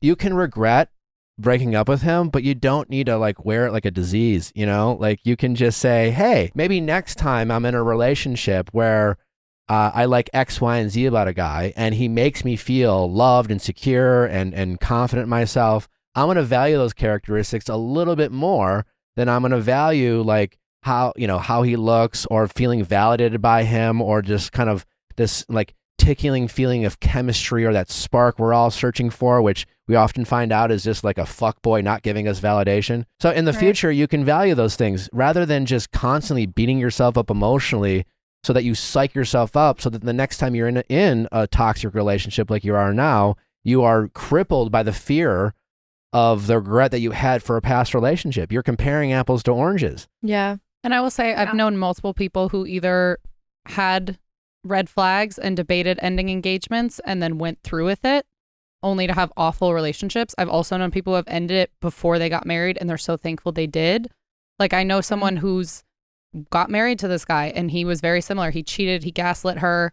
They had kids together and now he's talking to their daughter the way he used to talk to her. Like you don't want to get 10 years down the line and be seeing all that happen. And I think there's also that hope, isn't there, of like, oh, if I was to stay with him just a little bit longer, or if I kind of understand my own moral values to how I want and I'm going to have this guy treat me, it's almost like, oh, it's going to get better with time and maybe I will get more confident in myself. Like, and maybe if I stand up to him a little bit more, then he will change. And I've been in that situation many times and it's like so fucking tiring. Like it's so tiring. Like you deserve to have everything and more when it comes to a partner and a relationship. Like this isn't just, oh, it's a relationship, or oh, it's a marriage. Like, it's a lifetime partner, lifetime partner, someone that you're going to live with, have kids with, probably die with. Like, this is someone that is going to be in your life forever. And I think a couple years in and all of these complications are happening already. Like, if you're calling just to get validation from us that you are making the right decision to leave this guy, you have that in me. Like, you are well within your rights to feel the way you do. You're gorgeous. And more than that, you're empathetic and you're thoughtful and you're doing all this due diligence to make sure you're not jumping the gun, to make sure you're learning from past mistakes, and you're doing all of this self-work. But it sounds like you're exhausted and probably really numb from like all the pain. The only way you could possibly still be in this relationship with all of the shit that he throws at you is if you just learn how to numb out. And that makes it really, really hard to then take action or to do things differently when you've had to just like enter this survival state. But like, I think this could be such a powerful turning point in your life. Like, I think this is the day where you're like, I'm going to save my fucking self. Like, this is within my control and I'm going to do it. And then one day you're going to meet someone else and then be able to tell your kids that you swapped out this guy and now you have someone who's like cooking for you when you get home from a long day. Pumping your gas. Like doing all of these little things that he's probably dropping the ball on because he can't even figure out how to be a partner. Oh, can I ask you a question? Does he ever pump your gas? He does. Oh, damn it. Yeah. Well, I'm not saying everyone who pumps gas is like a hero, but everyone who doesn't is a villain. He doesn't cook me dinner when I get home from work, though. So. When you break up with him, you have to stay off social media and don't, as someone who has this history of fearing regret, what I would be worried for you to do is to think short term, because let's say you break up with him. He's going to throw a fit. He's going to make you feel bad. And then he's going to immediately start sleeping with other people. Oh, right? Yeah. I kind of came to the conclusion, when and if I do, I just plan on moving like out of state. Love that. Because I just know myself and I'll just like keep going back out of like convenience and it like being right there. I just like don't think I'm strong enough to be there. Well, I'm so sorry you feel that way, but I hope that you get to the point where you are. Because I think you're stronger than you realize. I think your ego is stronger than you realize as well. Yeah. And I think this need to feel special, or validated by him is consuming you, and you got to know your worth and protect your heart rather than your ego and things like that. But I guess what I was going to say too, is just like, if he portrays himself to be happy and moved on, or let's say it wouldn't shock me at all for him to be in a relationship in less than 6 months with someone else. Almost guaranteed. You have no idea how they're feeling or if they're happy. You have no idea. And even if she's out there posting every day about how her man is so fucking great, like she just hasn't learned yet. You know what I'm saying? You once thought this guy was amazing. Yeah. Yeah. You once thought he was everything that you ever wanted, right? And sometimes it just takes time for people to show their true colors. So while you're worried about regret, you just have to realize, you just have to have the confidence that you have given this guy way, way, way more time and energy and chances than he deserves. And you have learned everything there is to learn and then some. He has proven over and over and over who he really is. So like there's zero chance he's going to magically wake up and be the person you've hoped he would be for so long. Right. There's a zero chance you're going to regret it. There's not zero chance you might convince yourself you would regret it, but there's zero chance that you will actually regret it. Yeah. Do you want me to break up with him for you? Yeah, we'll do it. We will. Like, we're down. How? Oh my God, just give us his number and we'll call him. Email address. He doesn't deserve anything. We're fine with an email. Do you live with him? Oh, I do. Yeah. Okay. I guess I just need also the validation, like, especially from like a male perspective, like the facts like you've been given, like it obviously like looks like he doesn't like respect me and like love me as but here's what you need to get out of your language. It's not you. He just doesn't respect anyone. He's just self-centered. Okay. He cares about himself. He is only concerned about his individual happiness. And you have to get it out of your head that has anything to do with your self-worth. You have to get it out of your head that some other chick is going to pop into his life and he's going to magically become this like selfless, loving, considerate, empathetic person who's willing to prioritize someone over himself. It has nothing to do with you. And just because he is faithful for a period of time or charming for a period of time and considerate for a period of time doesn't mean he's changed. It just means that right now that's making him feel good about himself. But the moment he gets bored or complacent or things get tough, then the person you have gotten to know will pop back up. Yeah, I think I just need to keep reminding myself of that. This is not a guy who gives a shit about anyone but himself. Well, it's deep-rooted. It goes way before you. I bet you any money he treated his ex-girlfriends or ex-fiancés like this too. Like, you are not the be-all or end-all of his shit behavior. Like, this was definitely happening way before he met you. How old is he? Do we know? Yeah, how old is he? He's 25. Oh, wow. And I did actually speak to his ex, and it was a similar relationship. Yeah, and even the fact that he's younger than you, I think whatever. I mean, he's still an adult. He's an adult man. So any thought of like maybe he'll grow up? I think I use the like he's too young card like too much. So yeah, I give him too much credit, I think. Absolutely. Again, selfish people they just think everyone else is selfish. He believes what he says when he's just like, yeah, I wasn't happy, because again, in his world, he is incapable of considering anyone else's feelings before he considers himself. So until if his emotional needs aren't being met, then he's incapable of like considering yours. And so in his mind, he doesn't really think he's doing anything wrong. He might, it's the very Tom Sandoval. It's just like, well, I know I fucked up, but like, oh God, he sounds a lot like Tom Sandoval. So how do we get off this call with the confidence that you're going to end this relationship? I mean, I truly think I will. It's just like, I just don't know how or when. Yeah. There's no right time. I really do feel like I will. So where you live now? Do you have family and friends? Yeah. Do you have people you could stay with? Yeah. Like for a long period of time? I think you need to get your stuff out. I would go to the house like with someone. Just like ASAP. Grab your stuff, have it somewhere else so you don't need to go back for anything, or you can send someone for the rest of the stuff. He does not deserve some sort of sit down. An excuse. That's what I was just about to say. Yeah. Like I don't want to feel guilty for like not giving you him. Don't need you've given him the chances. He doesn't need a conversation. Okay. I would recommend you not doing it because of where you're at emotionally and you acknowledging that you're just not sure if you have the strength. So we have to harness all the energy that you do have just to simply get you out. Yeah. And you would be justified to block him and just completely disappear. And he can call you a ghoster or whatever. It doesn't really matter what he says about you to your friends. You're moving anyways, which is going to be exciting.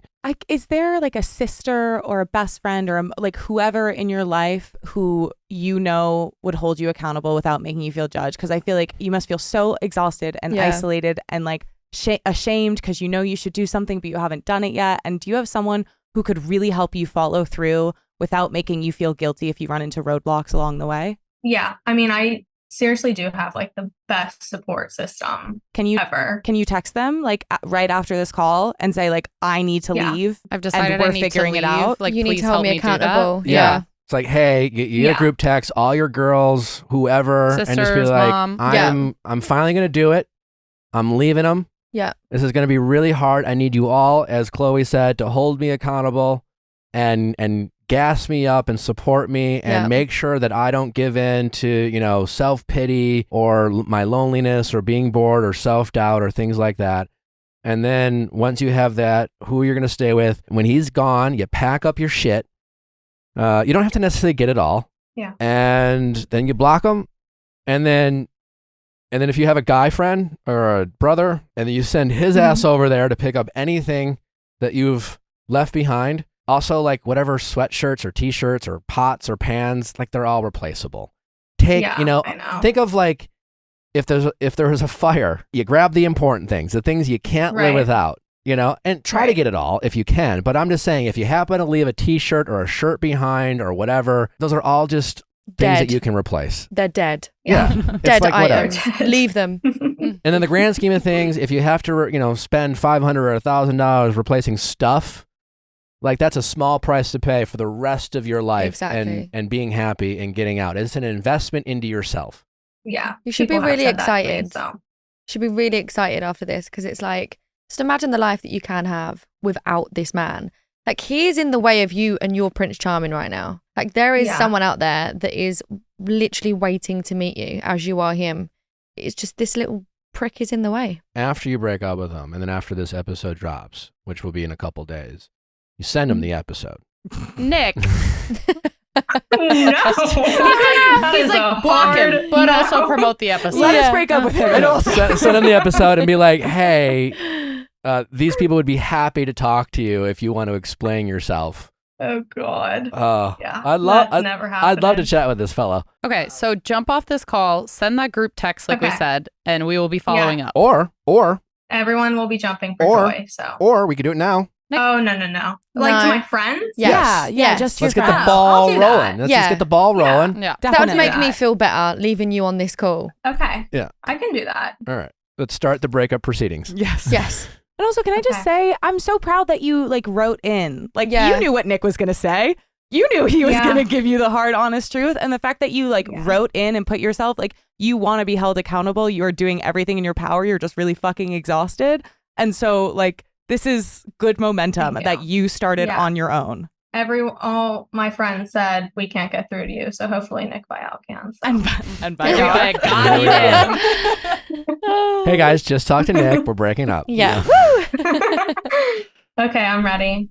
What are we saying? I think you literally just say, hey guys, so I've made the difficult decision that I'm ready to end things with Todd. Yeah. It's going to be extremely difficult, and I'm going to need your guys' help. Every step of the way. Yeah, navigating this. So this is the would love to be step. able to lean on you for not only the breakup, but what comes after. Yeah, and be like, I'm sending this maybe somewhere like accountability, being like, I'm sending this text because I know in the past it's been really hard for me to follow through, and I know I need to follow through, and I would really appreciate if you could help hold me accountable. Okay.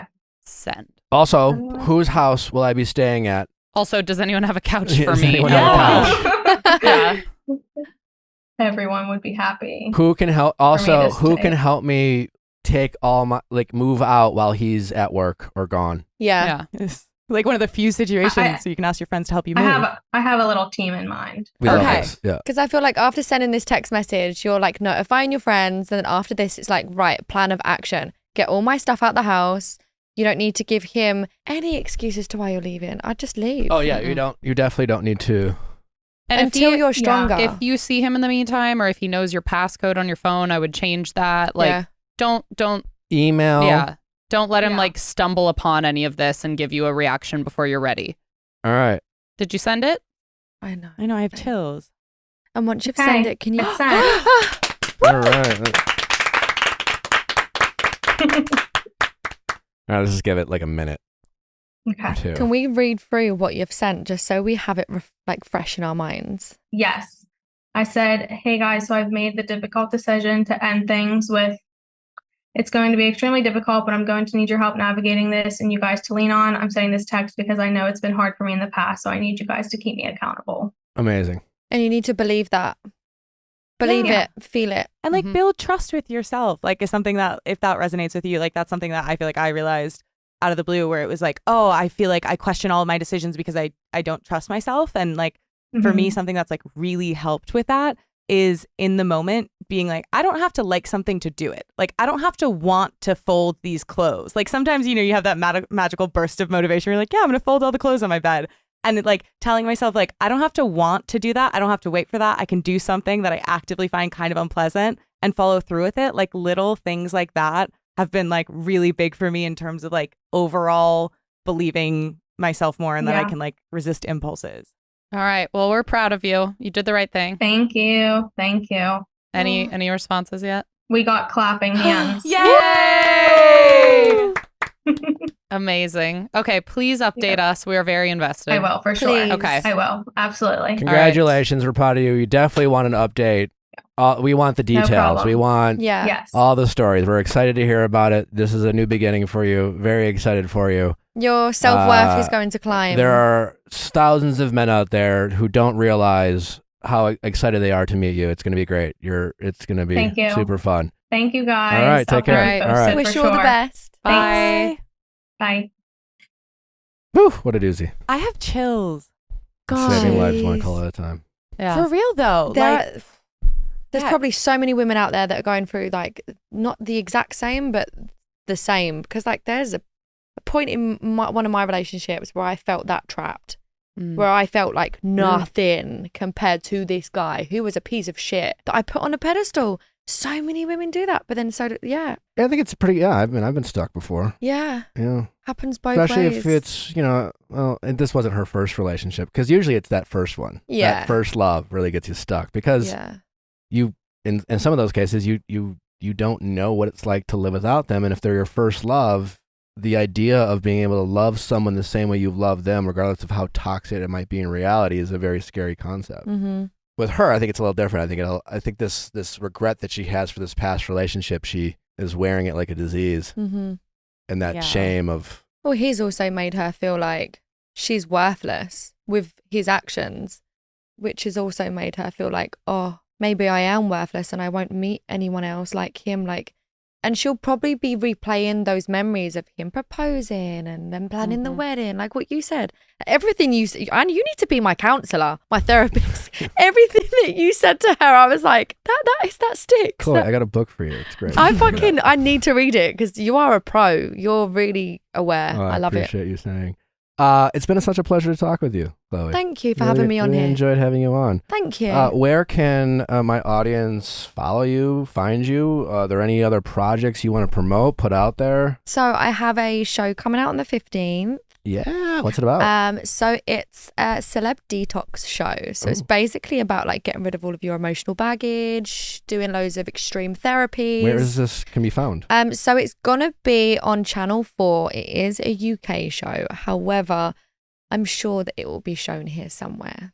I was at Stagecoach and I had a couple lovely UK ladies walk up to me who listen to the podcast. So I think we have a bit of an audience in the UK, not necessarily massive, but we're worldwide. Good, yeah. So my Instagram is Chloe Veitch Official and my TikTok is It's Chloe Veitch. And it's spell Veitch for us. VEITCH. Love it. That sounds like a fun show, though. What's the difference in your experience between UK reality TV and American reality TV? I think British reality TV is more like straightforward. American reality TV is more like behind the back, stab, walk to the front, smile and wave. You know, with like the producers, like the castmates. I think she means more cast. I think cast, yeah. I mean, from what I've seen, not on my shows, but like from what I've seen on like Housewives and stuff. Well, I mean, I can't. I don't know anything about UK reality TV, but I find that a lot of reality TV personalities that I'm aware of, there's a lot of misrepresentation of who they actually are. There is. Did you have any prejudgments of me before I came on? I don't know if you've seen me on anything. I didn't know much about you. I did my homework, but I didn't hear anything bad. Okay, good. Yeah. Woohoo! Yeah, I find that I don't really care if you're a quote unquote hero or a villain. Mm-hmm. I find villains, quote unquote, to be more interesting people. Yeah. I find that traditionally when it comes to American reality TV, the people who are quote unquote villains, not always, they just tends to be more authentic. Yeah. More real. And, it's very easy to take a snarky quote or a behavior and slap some music on it and make someone sound like a jerk or reconsider a rude or whatever. It is. And I've said this before. The more polished someone comes across and the more polished they go out of their way to be on social media, the more you should doubt their authenticity. Yeah, definitely. Because what are they hiding? Yeah. What it's you see polish, is not what you specifically polish. It's just like if their whole brand is clean and polished and nice and warm and fuzzy. Yeah.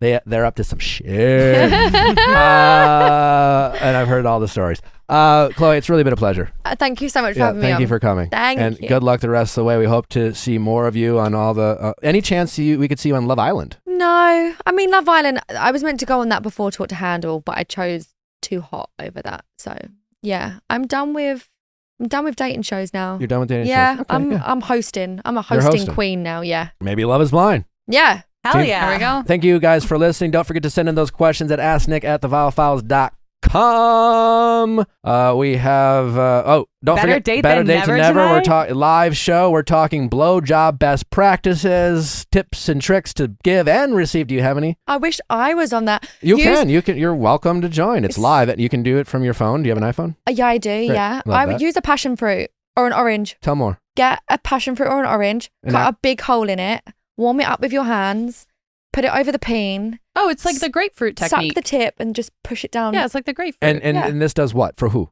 For him. Well, it gives you less jaw ache because you're not actually doing anything.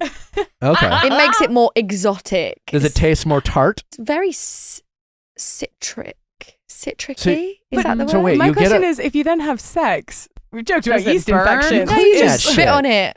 Okay. Can't you just take a little time out and just, put some water on it? You just spit on it. Just get over it. Just put it in. You that might sting a bit, You deal with the consequences afterwards. He said that it didn't actually hurt. Have you ever done this? Yeah. Oh. Like last month. Beautiful. And how do you pick out the fruit? You just buy it. The bigger the better. It gives you more room depending on the size of the peen, Yeah. Yeah.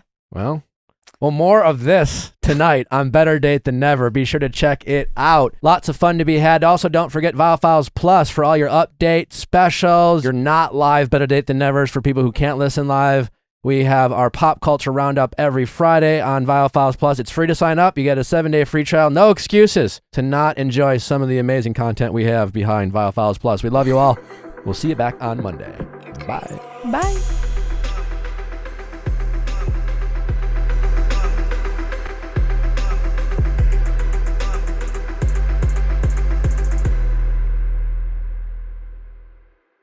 Hey guys, if you loved what you listened to, make sure you hit that subscribe button below. Thanks for listening. We'll see you next time.